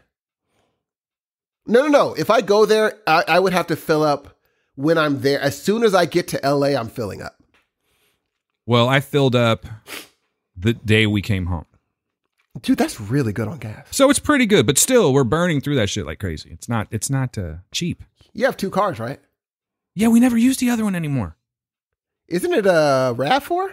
Toyota RAV4. It's 2012, Steve. How much? I don't think I want it anymore. How many miles you got on it? I couldn't tell you. Oh, you're killing it. 100 something? How much would you sell for? I don't know. To a Why, G. you want to buy it? To a G. You want to buy it? To a G. Yeah, I know. Who are you talking about? Hey, I tripped a dude out at work the other day. We got this new tech working with us. Yeah. And I know this sounds arrogant, but I was trained by a guy that was a complete asshole, but a very, very good technologist. Like he's known in the community, our community, of being just exactly that, a complete dick, but a very good technologist. So I feel confident in my work, right? And there's these certain things that we do. They're called MRAs. It's where we take time of flight sequences of the brain and we get the blood vessels, the cerebral arteries. And they just enhance, and that's pretty much all you see. And then we do some post-processing stuff. But anyway, the post-processing stuff, we have to cut these arteries out, and there's a certain way you go about it. I mean, there's no one way of doing it, but you have a process. So this dude he's brand new. I've only known him for like a day and a half, and I didn't think it was going to go. I just didn't think he was going to look at me the way he did. So he's sitting next to me and he's watching me do my work, and I start cutting this thing out, and he's like, "You're not going to start." I know this is all like technical talk, so just bear with me. But he's like, "You're not going to start with an axial view?" And I go, "Well, no, I do it this way. You know, that's how I've always done it." He's like, "Oh, I've never seen anyone do it like that before." And I went, "Yeah, you ain't never worked with a G either." And you know Tanya that works there, the black lady. Ooh, yeah, Tanya. She goes, Alfred. I don't know. I'm not giving out last names. No, I'm sorry. Go back. Jesus, I'm sorry. Well, you know what? You're just a hot mess today, Steve, with all this information that you're. If it's the Tanya that I remember. Yeah, it's Tanya. Okay, all right. But she's just funny because she goes, "You crazy, Dan." She always just says I'm crazy, no matter what I say. Hey, I just had a sandwich. You so crazy, Dan. But I said, cool. Yeah, you never worked with a G before, and she just loses it, right? Laughs really loud, and I turn and I'm looking at that guy just to see what his response is, and he's just staring at me like straight face, like I have no fucking clue what you're talking about. Really? And I was just like, "Oops." Wow, is he a young kid? No, he's my age actually. So he's been doing it for a while. He's been doing it longer than I. It's good to have somebody like him there. I like this guy because he's making my brain turn back on again. Because we know when you come into this joint, depending on where you come from and your skill, and I'm putting myself into this whole thing, like, I knew my shit when I go in there. But if you start, what am I trying to say? Like, we don't get the same exams that I had at these other places where I was constantly learning. So, they're few and far between. And most of the time I could scan with my eyes closed. So it's nice to have this dude, like, we're talking technical talk again. My brain's turning back on. So it's good to have that again. Because it's like, certain people, you'd be like, hey, why don't we fix this thing? Because that's just the way it's always been. Yeah, that's not the answer I'm looking for considering your position. You know what I mean? Yeah. That's dope, dude. Now, I didn't know what exactly is, we'll talk about it later because I don't ever know what she does. Let's not talk about that right now. Yeah. Because I don't know. I don't either. Okay, just making sure I'm not the only one who's like, wait a minute. Yeah. But so basically it equates to some stuff and some things. All right. So I think I'm gonna buy your RAV4, G. Okay, well, if I decide to sell it, maybe we'll do that. It's already done. You said you don't use it. I could use some money, man, because I got to put this girl through school. Hey, let's talk about the Spider-Man No Way Home trailer, Steve. Okie dokie. I'm sorry to just like not. It really wasn't even a segue. I just like went right into that shit. To the right turn. But I'm curious about something. you're not one to watch these trailers. Have you seen it? I did. Okay. All right. What are your thoughts? Coming from the background, you're a big Tobey Maguire guy, right? No. When it comes to Spider-Man. No. You're not. Oh, okay. No. All right. I thought you were in that crowd. I'm a big Tom Holland guy. Okay. No, Tom Holland is my Spider-Man. Yes. And Andrew Garfield could have been if the movies weren't weak. Yes. I agree. But fuck Tobey was Maguire. fine. Yeah, he's fine. No, I like fuck Tobey Maguire personally. But anyway, what did you think of the trailer? I didn't understand it. What's not to understand? I mean, there's things definitely not that you're not going to understand because it's not presented yet. But I just don't. They didn't build up for me so far. Maybe other people believe differently. That is not the Doctor Strange that would do some random silly experiment with someone in the room while they're talking to him. Yes. Is not the Doctor Strange that they built him up to be for me. I agree, and I do think that there is definitely some kind of a mystery going on there. Is it even Doctor Strange? Ooh. Is it even Stephen Strange? Because my man doesn't be walking around with a cape and some sweats on. You know what? That's interesting. Or you haven't seen Loki yet, have you? Still haven't watched Loki? I have not finished Loki. Jesus Christ. Okay, well, sorry. I'm going to give you a massive spoiler. Okay. This is where all the multiverse kicks in. Okay? I won't say how, but that's where the multiverse starts to kick in. So now I'm wondering, could this be a variant? Could this be a different Stephen Strange from like a different timeline, perhaps? I don't think they're going to go that direction. I don't know, G. How the fuck do you end up? It's the multiverse. How the fuck do we end up with Doc Ock in Tom Holland land? People are making saying, well, actually, that is the Doctor Strange we have come to know. He's very interested in doing a lot of these sort of. So I'm like, okay, well, maybe I'm bugging. Maybe. I still don't think it's him. But I think it's him, but I don't think this is how he acts. I just truthfully believe the only way that this makes sense is what you're saying. If it's not the same Doctor Strange, because Marvel doesn't just do things like this to make a plot go forward. No, Be like, let's just out. make someone stupid to go forward. Yeah. They don't normally do that. And so this is a big jump for Doctor Strange to be talking to, hey, he would normally be like, leave. I need to do this dolo. But the dude is in there and he messes up the thing. Come on, Jay. Yeah. Come on, dog. Something's up. I don't know. And also, even if it couldn't be, we know that it's not Loki. We know that. Do we? Yeah, because Loki You haven't watched that. Loki, though. I didn't know Loki does Loki have the power to do what Doctor Strange does? We don't know exactly what he's doing. We've only seen clips. He's doing his Doctor Strange bullshit. But he said, don't you love how we say it with the technical terms too, ladies and gentlemen? We're very of course. avid Marvel fans. It seemed like he's like, there is a way to do this. Yeah. I didn't know that Loki could mess with time and stuff like that. Listen, I'm not saying that Loki, the series, puts Loki as the main, like this could be Loki. What I'm saying is that lots of shit happens in the last episode. Yeah. So I wouldn't be surprised if they somehow tie this Loki situation into this somehow. Okay. I don't know if I made myself clear the first time, but I don't know, G. I don't know. But I'll tell you this. I think it looks excellent. Oh, no, I'm going to watch because I just think, here's the thing. It's just like, who was I talking? Oh, there's certain actors that I can just watch. I can just watch Tom Holland. I think he's just a good actor. And I think Spider-Man, he knows how to do Spider-Man. No problem. Eyes closed. No, he just knows how to do it. So it's going to be a good movie. I was talking to Kevin on Twitter and he made a great point. He's like, check out the CGI on Doc Ock's face. And it is distracting. I guess they tried to de-age him. Sure. That's what I was going to say. I don't like that. It just doesn't look good. Well, he's an older guy now. That movie came out damn near 20 years ago. We don't care that it's not going to be like, he looks too old to have done it 20 years. Just make it whatever. It's a movie. We will be like, okay, whatever. I don't know, man, because this multiverse thing is going to be crazy. Like, it's going to open up a lot of doors. And I'm not even going to bother trying to act like, oh, yeah, if you refer back to this comic, this is what's going to occur. We're going through this particular story arc. I have no fucking clue. Well, they gave just enough to give you nothing. They gave me enough to get me a little bit of a chub. I had a half mask going on myself. Oh, so you're really down with this. I'm super down with it. It looks excellent. Yeah. Matter of fact, I'm down with everything that's coming out. What do we think about Shang-Chi? Oh, yes. I know why. Let's base it all on one side character. Am I even close to being right? Of course I am. Aquafina, right? You're going to go ahead and bypass Shang-Chi because of no, I'm Awkwafina. going to watch it because I've been a fan of Simu ever since Kim's Convenience. He's a star. That man is a star. And he was a star in that show. So was everybody else. Loved them all. He was also a star as like everyone else on that show. So, I just knew that he was going to be like, I knew. I'm like, oh, this guy. Yep, it's over. So I'm going to watch it. I cannot wait to see what comes out of this movie and how he's going to fit into other combo movies where I just can't wait. He's a star. That guy is a star. So you called out today. Just curious. I think I know the answer already. You want to go check it out? Is it Thursday? Yeah. Dan, I might have COVID. Then again, you might not.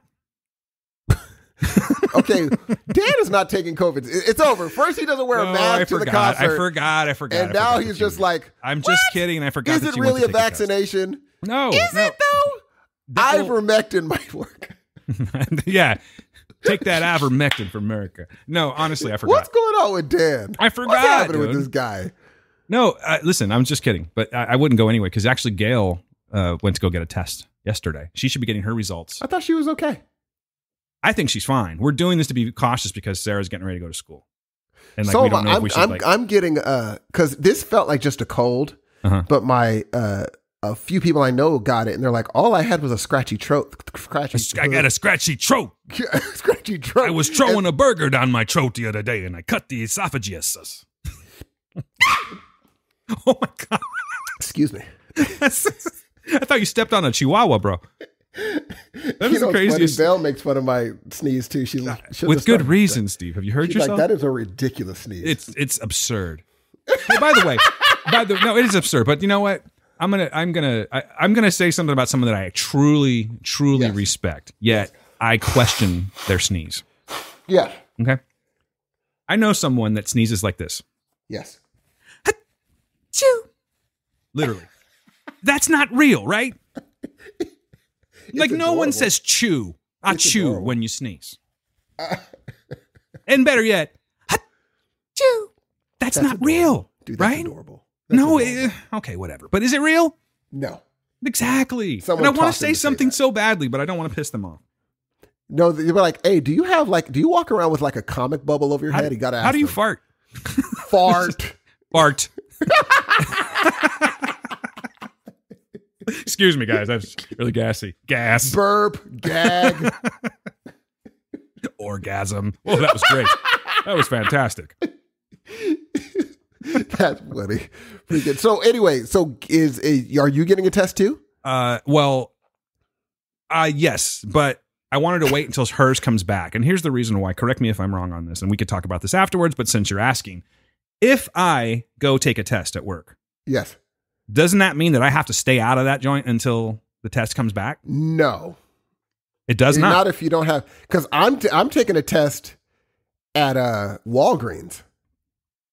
Oh, so you're just like doing it on the down low? Yeah, because it's just to get a test at our job, you have to go through you got to call the doctor and do all that bull crap. It's a mess. Yeah. It's a mess. So Walgreens is like, hey, want to come through? Drive through? We'll give it to you. Yeah. And then I don't have to deal with that madness. Jay. No, I was only kidding about the Shang-Chi. I really want to go and I was planning on going, but I'm not going to just to be on the safe side. I think Shang-Chi's going to be amazing. I hear it's dope. I hear it's dope. I know it's going to be dope. No question. I think I'm still waiting for Blade. That's the one I'm waiting for. But Shang-Chi's going to be great. Yeah, Brian from PCL, he already saw it like 2 weeks ago. And he says How you like it? He fucking loves it. He's in love with that movie. I think it's going to be good. Dude, when's the last time Marvel lost? Captain Marvel. I knew you were going to say. You asked a question, I gave you an answer. Right? Well, you know what though? Hold on. That movie's weak. And the more, you know what? I showed it to my niece recently. And, she's really getting into the MCU. She loves Black Widow. She likes all the strong female, what strong female characters they have, I should say. Yes. And she's like, yeah, that movie's just not good. I go, I know. Thank you. It's terrible. It's fucking horrible movie. Is it horrible though? It's terrible, dude. I'm sorry. People that were just down because they wanted, I'm sorry. This is my opinion. I think people went really hard for that movie because it was a strong female role. But what pisses me off about it, and I'll say it one last time, is Brie Larson is a fantastic actor. Fantastic. Go see Room. Watch it. Rent that shit right now and watch it twice because you're going to love it. I promise you. She is so wooden in this movie. And I'm sure it has to do with the direction, but still, alas, it's one of the weakest submissions, particularly for an origin story in Marvel's history. What was like I put Captain Marvel there with like Thor, and quite honestly, this might piss some people off. Quite honestly, Captain America, the first one. Captain America, the first one was okay. It was but from okay. there, it just skyrocketed. Yeah. But I'm being real. I've seen that movie a bunch of times, but it's kind of boring. It gets boring after a few watches. That's just my opinion. Captain America? Yeah, I think so. It's long. Maybe that's better. I don't remember. It's a long I don't movie. even remember that movie. Yeah, I don't know. Hey, but you know what is popping though, and I'm wondering where you're at with this. Is Go for it. What If? You've been watching What If? Let's talk some What If, dude. You know what's funny, dude? We won't even give ratings. Let's just have a chat, if we will, if we can. Okay, so you told me about this, which made me go ahead and watch it. Mm-hmm. The first one I loved. Mm-hmm. I loved Captain Carter. Captain Carter. Fantastic. I loved it. Where is the live action version of that? Because I will watch that shit all day long. Speaking of the live action version. I know where this is going. I could put all the money that I have in my pocket on where you're going with this right now. Go ahead. I remember being on a guest on another podcast. Pop Culture Leftovers. And everybody was like, she's not really good for any lead superhero She's movie. not. I find it interesting that she'd be perfect. No, why? Because she's tall? Well, let's just make her King Kong too, Steve. How about we put her in Godzilla? She wouldn't be good in Being real, she wouldn't be a good Captain Carter. I don't think she's a strong lead. We're talking about Gwendolyn Christie, as Jesus usual. Christ, dude. I don't think she's a strong... Listen, she's probably a lovely woman, Steve. And I think she did a fantastic you didn't like her in Game job. Thank you. I think she did a fantastic job in Game of Thrones. Do I want to see her in her own lead role? Personally, no, I don't. But I don't want to see her. No, you know what? I'm going to take that back because I'm sure there's a perfect role for her out there. However, these roles that you give her, Wonder Woman, Captain Carter, not it. Oh, God. Not it. I can't wait for her to get these roles and then you having to come back and be like, you know what? I was wrong. I think, oh, God, I'm drawing it. Who plays Peggy Carter? I'm drawing a blank on her name. I forgot her name. God damn it. It'll come to me. How about, here's a crazy concept. How about we just make her Captain Carter? Being that that's who it is. And just make her put on muscle? Well, she can't go work out? She could totally work out, but that Captain Carter was a massive person. She was big. She was Amazonian. They had to make Chris Evans, like in the beginning, CGI him to be small. You can't do that with Carter because she's already a normal-sized person. Haley Atwell is who I'm referring to. I guess you got to do Gwendolyn Christie. She's a lovely woman, Haley Atwell. So is Gwendolyn. Yeah, but Haley Atwell's like fine. You don't think Gwendolyn Christie's pretty? No. I mean, I don't think she's ugly. I'm just saying. I'm just saying I'm not. I stopped myself because I know how people get, and I'm being real. I'm not just saying it for the sake of like pretty. Not getting snapped at. I'm saying she's not my type. I mean, sure. Where Haley would get it. if I'm being frank, or Mark or John, whoever I can be. But I loved Captain Carter. I expected to love the Black Panther one. Okay, all right. I'm surprised. It was fine. I thought it was really entertaining. It was fine. It was okay. I didn't like what they did with Thanos. Even though it was an alternate universe, I just thought it was corny. I was like, oh, this kind of takes away from, it's just kind of no weird. Marvel Legends, huh, Steve? Look, if we want to be honest. But that's I thought it was fine. 6 minutes of action for each episode. That joke was the way that they built up on Legends was good. But okay. I haven't gotten a chance to watch the third one I yet. hope Jake's listening. I don't know if he does, but I hope he's listening right now. Go on. I seriously doubt it. But I did think that, like, I love the fact that only Marvel is able to get the original voice actors. Not all of them. Who did they get? Chris Evans. Who else? Let's see. I'm not sure if that was Benedict Cumberbatch on the last episode. I haven't checked yet. Actually, I tried to, and in IMDb they didn't have the actors listed for that episode. Did it who else? sound like them? Close enough. And quite honestly, the Chris Evans, whoever played his Captain America, sounded pretty spot on too. I don't think. But yeah. Black Widow was not. There's no ScarJo in that. Who else? Darn. You know what? Will you be nice? Will you be nice for change? Please. Darn. They did get Josh Brolin though. I was Which surprised is about crazy. Because Josh Brolin's like, nah, been there, done that. But he's down. I mean, I wouldn't be surprised if it was in his contract. They didn't get Jeremy Renner, and I was not upset about that at all because it's like listening to like a fly fart when he talks. Dude, he got so lucky getting. Oh my god, dude. He is Dude. Jeremy Renner. I was watching 28 Weeks Later the other day, and I was like, this is as good as he acts forever. It's not like, oh, wow, he improved so much. No, he's still that guy. It's just Hurt Locker and then nothing. That's it. That's it. It's absolutely unbelievable how he's like, whoever his agent is, you better give her all your money. You better give her all your money. I didn't get to watch the third episode, though, G. There's two more. The third one's the shit, by the way. Is it really? The third one is the shit. That's actually my favorite episode so far. And the fourth one? Do you know what the plot is? I do not. What is it? I don't think that's really spoiler. It's just a plot. It's what if there was somebody. See, I added it in there, the whole what if thing. Yeah. What if, Steve, someone was killing off the candidates for the Avengers before they actually became the Avengers? Oh, that would be cool. It's fucking dope. I love that. That would be episode. really cool. And then I started watching episode 4 the other night, and I was really tired. And it has nothing to do with the actual episode. I just fell asleep. I was just tired. It was like after midnight. But it's what if Stephen Strange didn't lose his hands in the accident, but he lost his heart, not his literal heart. But I can't remember the character that's played by Rachel McAdams, his love interest in that. So it becomes this whole like a Groundhog's Day. You know how like in movies when you're trying to get someone back that's died, it's inevitable. You know what I'm saying? Like you're never going to get it back because something's always going to keep that person dying. Yes. That's basically what this is about. And I'm not going to say much more than that. I've said too much already. But the third one is your favorite. So far. Oh, well, Captain Carter was fucking dope too, though. That was really good, dude. I would have to say they're probably tied. I just really liked, I liked how some of the Avengers were getting taken out in episode 3. I can't wait, dude. Because apparently you can. You've been waiting a lot. You've been waiting a whole bunch. There's so much to. Well, you know what? Never mind. This last week has been like from Monday on. I felt like garbage, so I was just laying in bed. No, I feel you, man. I'm so far behind on everything. That's why this is not really going to be like a review episode. We're just sort of talking about shit that we've seen because I haven't really watched anything. You know how I get down. And all I have like on this list of stuff in front of me is stuff that that's been out for a while already. Suicide Squad would be another one. We haven't even talked about Suicide Squad. We didn't talk about that? Maybe it was a phone call we talked about it. Briefly. In fact, we were like, well, we'll wait. We'll save it for the show because we were planning on recording and then it just didn't happen. So we really haven't talked about it. Well, let's talk about Suicide Squad. You want to talk about Suicide Squad? Sure, because you haven't seen Candyman yet, have you? I have seen Candyman. I forgot I did see that one. Have you? I saw that too, yeah. Okay, all right. So we can talk about some things. And you're not working today, so are you on a time restriction? I am because I have to get a COVID test at 2:00. What time is it anyway? 12. Oh, well. Hey, how long does it take for that mug to come through? I don't know. You're going to Walgreens. I don't know. You can't be like 5 minutes late?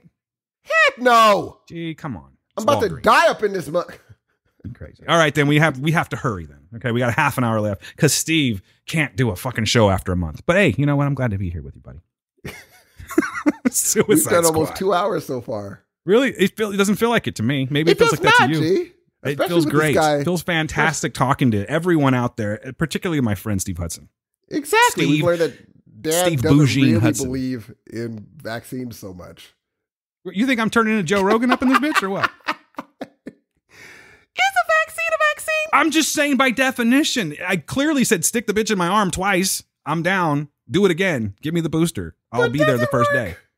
I'm just saying if you can still contract. Yeah, I'm just asking if you can still contract it. Is it by definition a vaccine? I'm not saying to question it as far as like the getting it. I think everyone should get it. I'm pissed when people don't get it. I understand it, but still. Well, then again, if you get the flu vaccine, you still are able to get the flu.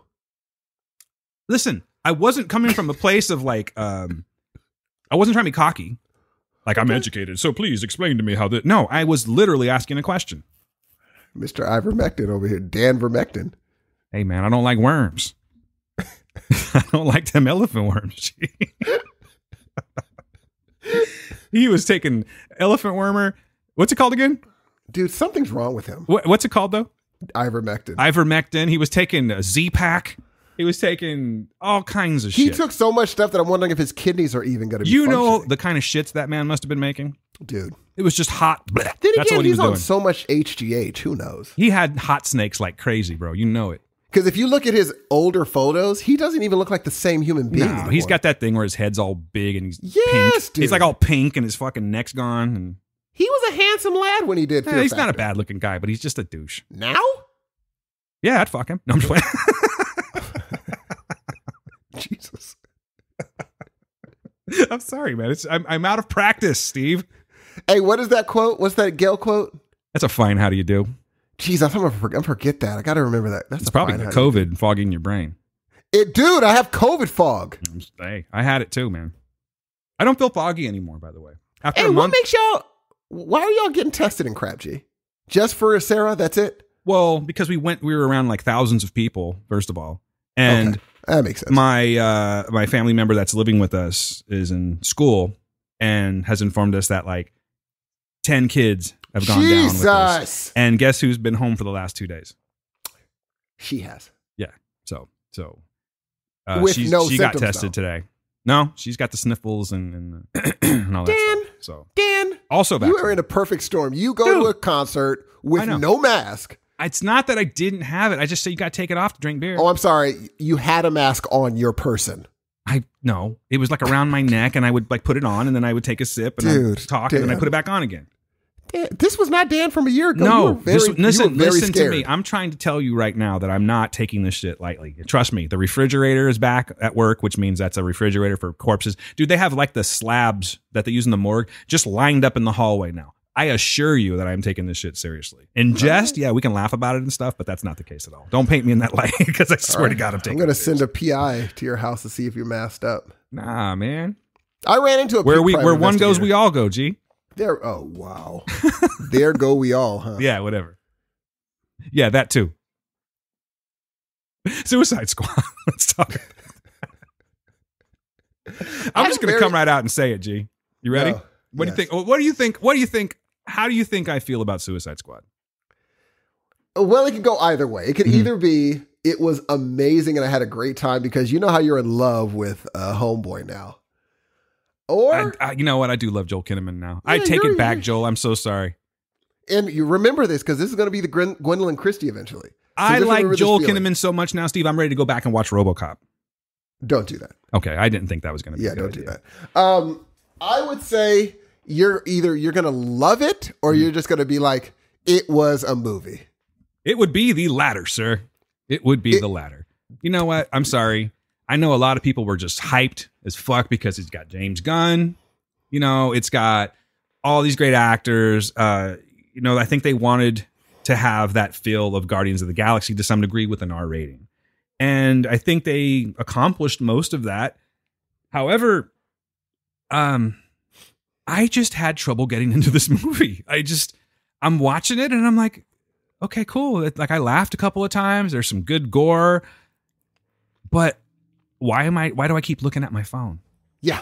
I didn't go to the movies to see it. And quite honestly, I don't think that would make a difference by watching it in the theater. It was just okay. I think Margot Robbie was great as usual. John Cena is fucking fantastic in this movie. Really, really like his character, Peacekeeper. Or is it Peacemaker? Peacemaker. I like that character a lot, and I'm looking forward to see what happens with his show, you know, on HBO Max when it comes out next year. And who else was good? Polka Dot Man was good. Idris Elba was just okay to me. What do you Yes. think? What do you think about I Idris agree. in this movie? I was not into this movie. Yeah, it's It was fine. It was like a normal, if I would have seen this and I didn't know what it was, and I just, let me watch this. Afterwards, I'll be like, good thing we ran into that accidentally on HBO Yeah. Max. But Yeah. they made such a big deal out of it that I was like, I can't wait to watch it. And afterwards, I was like, it was fine. Yeah. And I'm a fan of James Gunn. Like I like his movies. It's just I didn't hate this movie, but I can't say by a lot. Like there's just no chance in hell of me going, this was one of the best movies of the year. It just wasn't. No. You know, I'm down to see King Shark more. I did think it was funny that Sly Stallone's playing King Shark, and That was it's hilarious, very dude. one-dimensional character, but still very funny. One of the highlights of the movie, in my opinion. But, yeah, man, it just didn't do it for me. I don't know what it is. Maybe I had set it up so much in my mind that it was going to be this awesome version of what we got before, because that was such trash. that it had to be good. When you put James Gunn at the helm, it's going to be even better.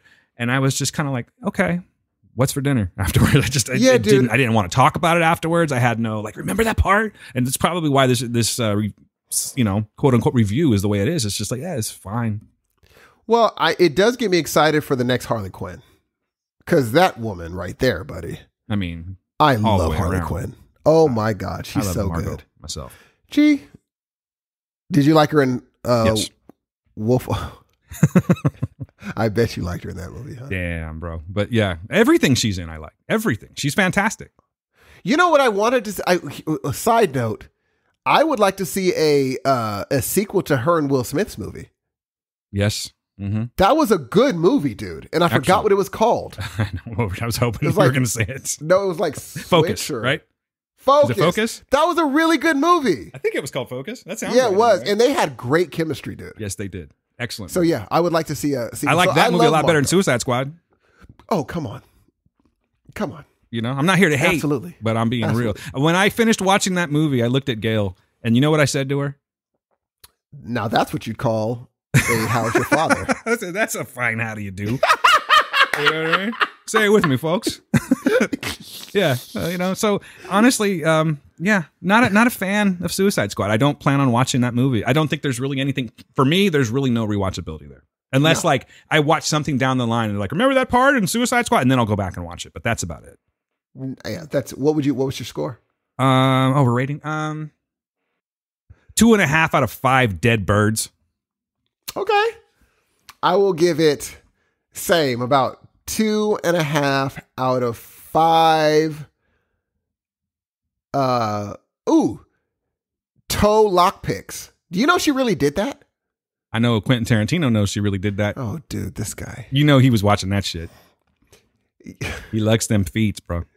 He likes I watched, of course, as I normally do. I watched this Once Upon a Time in Hollywood again, and dude, the way he even films homegirl bending in to talk to Brad Pitt, I was like, he's a perv. Yeah, for sure. He is for real a pervert. Yeah, I mean, he spends so much time on the feet in that movie, and I'm not even saying it just to be like topical with when that was out. Everyone was talking about it. You know what I mean? I'm not trying to just jump back into that energy. Dude. It's just there. There was no reason to have Margot Robbie or Sharon Tate take off her shoes in the theater and then have 10 seconds on the soles of her feet several times. Dude. Or even the other Manson girl that had her feet on the windshield. Yep. It's like, come on. He did a lot with her. That's just porn. Still a good movie. Yeah, I liked it. You didn't like it as much as... No, I didn't. Yeah. It's good. It's good, but I'm not sucking it to dick like a lot of people are. I think it's not obviously it's no Jackie Brown, but it's a good movie of his. I'm going to agree with you. I watched that shit again not too long ago, and that's dude, how good is that freaking movie, dude? I did. You know what? I'd forgotten how good it was, to be honest with you. Jesus, man, that's one of Samuel L's best roles he's ever played. I like you say when you hit the alarm and it goes ooh ooh ooh. Open the door, turn it back on, jump in. What do you want me to say to you? Don't fuck with my levels. I got them set. By the way, Sam Jackson is in What If, by the way, because Sam's not missing a dime. He's not going to not get paid. Remember when he shot De Niro? Was like, he used to be beautiful. Jesus. Yeah. Oh, what a good movie that is. We should do a recap of Jackie Brown one day. Bridget Fonda is so sexy in that movie. Dude, she was so good. Mm-hmm. And by the way, guess whose feet were all over the screen too? You know what? You're right. Yep. He puts her. I remember there's a shot where I mentioned it to Gail. I'm like, look, the foot is right by the glass, kind of creating a oral foot fetish type situation going on right there. You know, everyone has their fetishes, and if you're a movie maker and you can make money off the fetish, handle your business. Yeah, no, I'm not kink shaming by any means. It's just very obvious that's what he's into. Is all.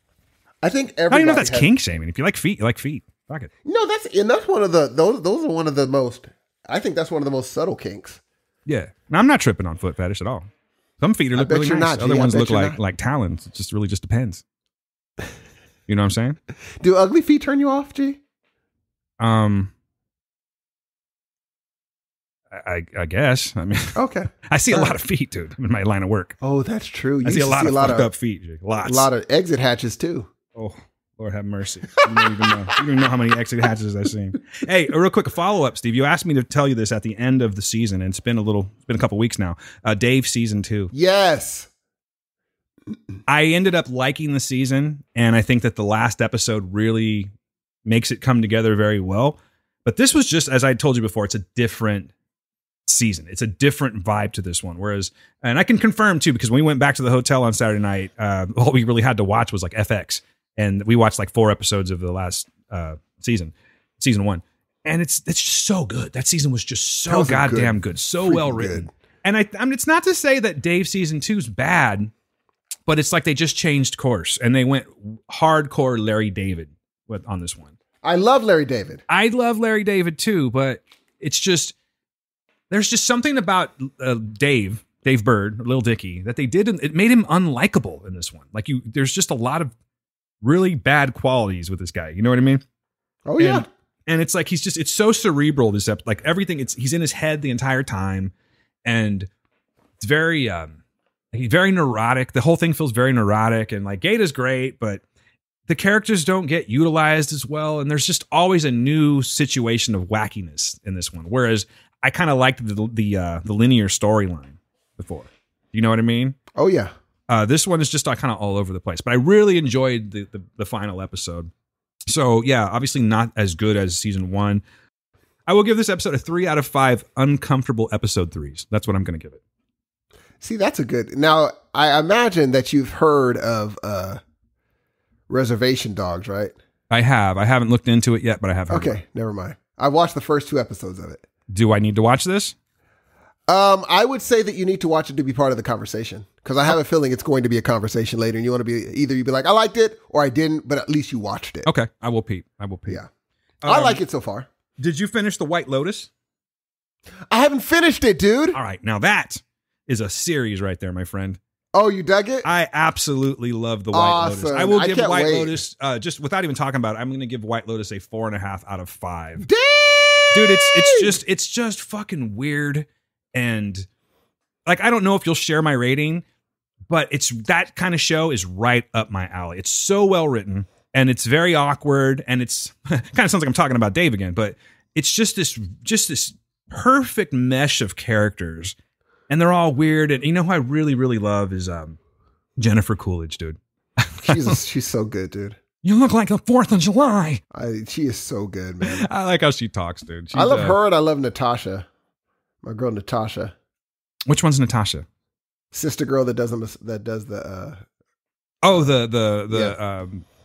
spa? Yes. Yeah, she's very good in it. And she has a great, like the way that her character, I'm not saying goes out as in like, dies or something, but like her kind of like her final scene is great. It's just great. She doesn't say much. She doesn't need to, but you totally get where she's coming from on that. And I just thought that the way that they closed her arc out was fantastic. I want to know how Homegirl dies. That's why I'm going to, because I didn't want to do week to week. So I was like, let me wait till they all come out, and then I'm going to watch them all. Because I stopped it when Homeboy walked in on dudes eating out Homeboy. Eating out that and ass. He just turned around and smiled. I'm like, oh no. Having a little snacky snack. Little snack. Yeah. Little anal linguistics. Analingus. That's not healthy. I don't know why people do. Anyway. Well, Steve, don't knock it till you try. All right. Anyway, so let's move along. What else to say? You haven't seen Coda, right? No. There's just catch up stuff. I'm just going to tell you this without reviewing. See, I really enjoyed Coda. I'm not going to rate it. We're not going to talk about it, but I enjoyed the story of that. I thought it was just chock full of emotion, and it left me with a smile on my face. You know what I did not say when that movie ended? What's that? I didn't say that's a fine. How do you do that we watched that? I was like, I was really glad we watched that. Really? Yeah. I know these are just quick ones because we got to go. And then, did you see Free Guy? No.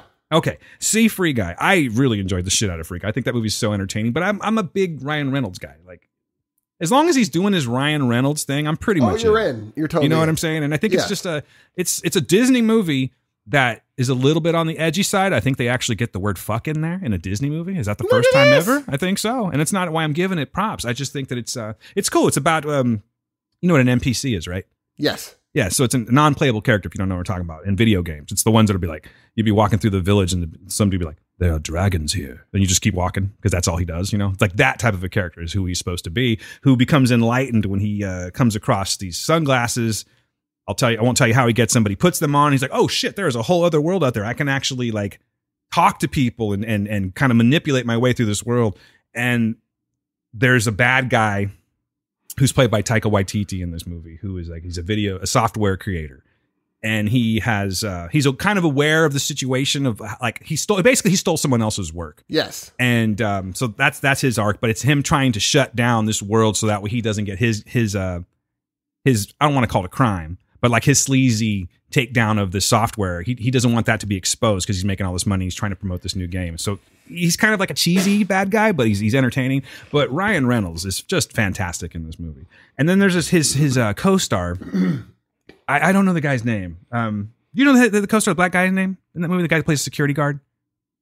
I can't think of his name right now. But he's entertaining, but he's essentially Kevin Hart. It's like they couldn't get Kevin Hart, so they got this guy. Okay. So I don't know. He's a good sidekick kind of guy. I don't really plan on seeing anything else of his, but he was not the worst part of the movie, but I was like, oh man, you're just trying to be Kevin Hart so bad. That's pathetic. Anyway, entertaining, sir. And then let's just talk about this since we've both seen this one, and then I'll let you go. Candyman. Let's talk about that. Okay, you're going to have to... I want to hear what you think of it first. I've been yapping a lot, Steve. You know, I might have the Rona. Why don't you go ahead and give me your thoughts on this real quick, and then I'll chime in. Okay, look, I came into Candyman. Unfortunately, I'd been tainted by a few reviews. Taint. Okay. This guy. And so I go in, and as I'm watching, I'm worried that it's going to be a cerebral horror. Yeah, you'd mentioned that. Which it kind of is. Kind of. But by the end of the movie, and especially during the credit sequence, Don't tell me I missed something. Huh? Did I miss something in the credits? No. Oh, okay. It's a little like paper thing they did at the end. Gotcha. Okay. Yeah, that's it. No after credit. Okay. Except they do have a really nice after credit thing that, tells about police brutality and stuff. But dude, I really liked Candyman. It worked for me. Dude. I liked it. I really liked Candyman. I said, I am interested in what happens in a sequel now. I want when he's just like, oh, this is what, I'm not going to ruin it for y'all, but he's like, oh, this is what we do now. So let everybody know. And I'm like, yes, we need a Candyman. We need Candyman yesterday. I was like, this is really, really interesting, dude. Yeah. What a switcheroo they did on the Candyman lore. I loved it. I thought it was just really good. Very cool tie-in to the original movie. Oh, I like how they kind of work that in there, but it's also a very, what's the word I'm looking for? It's definitely got commentary on what's going on in the world these days. Sure. Definitely addresses some social issues and things like that. Holy crap. But his arm was gross. I was going to just bring up the arm and the side of his neck and shit. Some fantastic makeup in this. Yes, dude. It was funny because usually I get mad when people are talking in the movie theater. Yeah. And I'm watching this movie by myself, so usually I'm a little more like attentive to that kind of thing. But this one guy, this total stoner dude was behind me and he just kept going, ugh. That's gross, bro. I was fucking dying because it was. I'm like, you're right. I was like, you know what? That's very. You're not using your inside voice, sir. But I will not contest what you're saying. Horrific, dude. Yeah. I mean, horrific. Solid acting all the way through. That one brother that owns the laundromat. What's his name? Coleman Domingo. Yeah. He just has a look about him. Huh? You always know that dude's up to some shady shit. Just when he comes on and starts smiling. I first saw him in Fear the Walking Dead. He's always been good. Yeah, he's great. But as soon as he gets that smile, you're like, I don't trust. You're an antagonist, aren't you? Oh, for sure, dude. And there's a part of this movie where someone is getting a hook, and I was like, oh, that looks like it's painful. But but it wasn't though. Apparently, it was. You could still be like, oh, you feel it. But I just thought the whole. Jordan Peele or Nick DaCosta, bro. I can't wait to see what she does next. What you think about Teyana Paris? Oh, I mean, she's always been good, Jay. What are you talking about? What are you talking about, bro? What? Moving. She's pretty, oh, yeah, she's beautiful. Dude, she was... I like that she was, at the end... Oh, I can't even say it. And and by the way, I'm not being a pig. I'm sorry, Nia DaCosta. I don't know why I said Nick. Nia DaCosta. No worries. I'm just saying, she's beautiful. I didn't want to make it seem like that's all she's worth. Like she's really good. She was great. Yeah. She was freaking, and I like that. She's not one of those where it's like, oh, something's wrong with your man, but no, he's perfectly fine. Immediately, she's like, I'm out. Mm-hmm. And she's got the strong support from her brother. Yeah, who wasn't having it. Brother was not having it at all. That dude was not trying. I just thought the whole thing, I was in. Like, even if I was watching this at home, I wouldn't be looking at my phone. I'd be like, what? No, it was really, really good on here. And but yeah, I thought it was really good. I'm gonna give Candyman by Nia DaCosta a 3.5 out of 5 bee stings. Nice. I'm not being lazy. I'm actually going to go with a 3.5 as well. I will go with a 3.5 out of 5 scary people coming out the wall. Oh, yeah, dude. Gee, if I was a little kid in Cabrini Green and I go down to the laundry room and that dude pops out the wall. Yeah, dude, that's freaky. I'm scarred for life. No question. And they're trying to be like, see, he was just an innocent dude. I'm like, well, I don't care. Just let you know. This innocent guy was scary as dudes fuck. don't act like that. No, not at all. I'm sorry, but innocent dudes don't be coming out of walls with candy. Candyman my ass. They should have just called it Dude Coming Out of the Wall, that movie, because that shit was freaky, dude. It doesn't help that he's tossing candy out the wall and humming. So weird. Yeah. It was very, so very, weird. honestly, I think that was probably that was one of the more disturbing scenes in the movie for me. No drama question on that, seriously. And the funny part is, like, it also made me think back and say, wow, our parents really trusted us. Fuck yeah, they would let did. us go super far to do things. Uh-huh.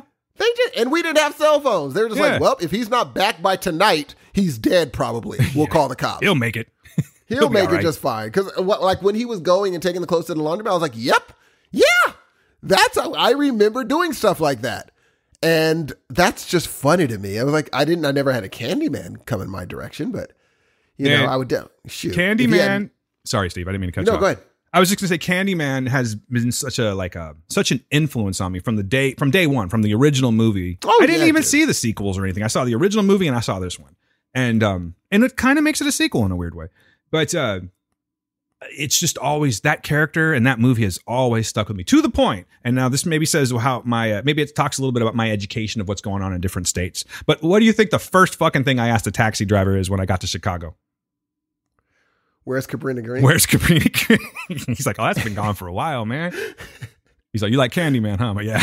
Did he really? Yeah. Oh, that's funny, dude. He probably hears that a lot. I bet you I'm not the only person to ask that. The funny thing is that dude, Tony Todd, actually had bees in his mouth. What a show off. I would never do that. Never is strong. If they paid me enough, I'd be like, next. Be my victim. He's scary, dude. Tony Todd was scary as shit in that movie. I'll tell you what, though. If Dude Out of the Wall had now laters, I might be a dead man.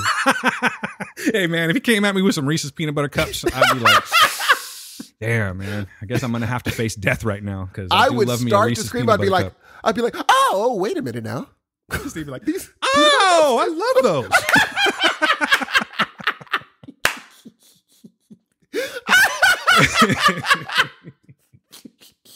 It's a delightful candy. Thank you very much.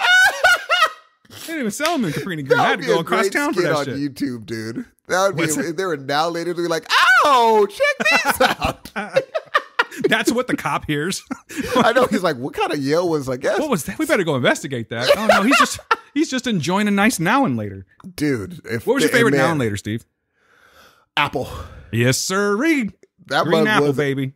Gee, how good were those? And the fruit now punch one was dope so too. good. They had that cocaine in them. I think they might have. I haven't had a now and later in ages. I don't even know. Do they make them still? They do make them. You can get them at the store. Oh, maybe I'll have to get some now and laters. It's not Trust a very good me, healthy you will snack not, to get. I'm going to tell you right now, you will not be disappointed. They are as good as you remember. Maybe I will get some now and laters and then go see Candyman again. And also, I'm surprised you're saying now and laters. What is it? We always said, it is now and laters, but we always said now laters. No, not we. Maybe y'all did, but not me. Not us, civilized folks where we came from. We were like, pardon me, sir. Would you like some now and laters? Perhaps, dear sir, do you happen to have any now and laters? I would like some now. I will come back for them later. Sounds like you're begging. Sir.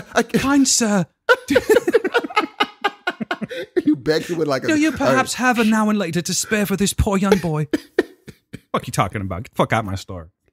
And that's what you would call... a fine how do you do, sir. I think this whole episode's been a fine how do you do. I got to get out of here and get my COVID test. Hey, it's good talking to you, man. Likewise, sir. We're going to do it again next week. Goddamn right we are. We are coming back with Patreon too, I promise. If you're still there, we're going to make good on it, I promise y'all. So, hey, it's been a long time since we talked to you, and I hope you enjoyed our little catch up here. Yeah, we'll get back to all the other stuff at some point. But you know what? We had some catching up to do, and it's been too long. Sometimes you just got to chat. You know what I mean? So I hope you enjoyed it. So, ladies and gentlemen, you know, I'm sorry. Look at me. I'm out of practice. I'm out of turn. Steve, do your thing. I love you guys. Enjoy your day. Wish me luck on my COVID test. And in spite of what Dan says, vaccinations work. Peace out. Love you. Why you gotta do that, man? What if someone somehow just, that's the first thing they hear, then they're gonna think I'm an anti-vaxxer. I'm joking. He's joking, ladies and gentlemen. I take this shit very seriously. Believe me, I do. My name is Dan Ramirez. That's Steve Hudson. We're the Heroes of Noise, and we're happy to be back. Thank you for listening to episode 168. Guess what? 169, right around the corner. I promise. No more long breaks. You guys be good to yourselves. Be good to the people around you. Peace.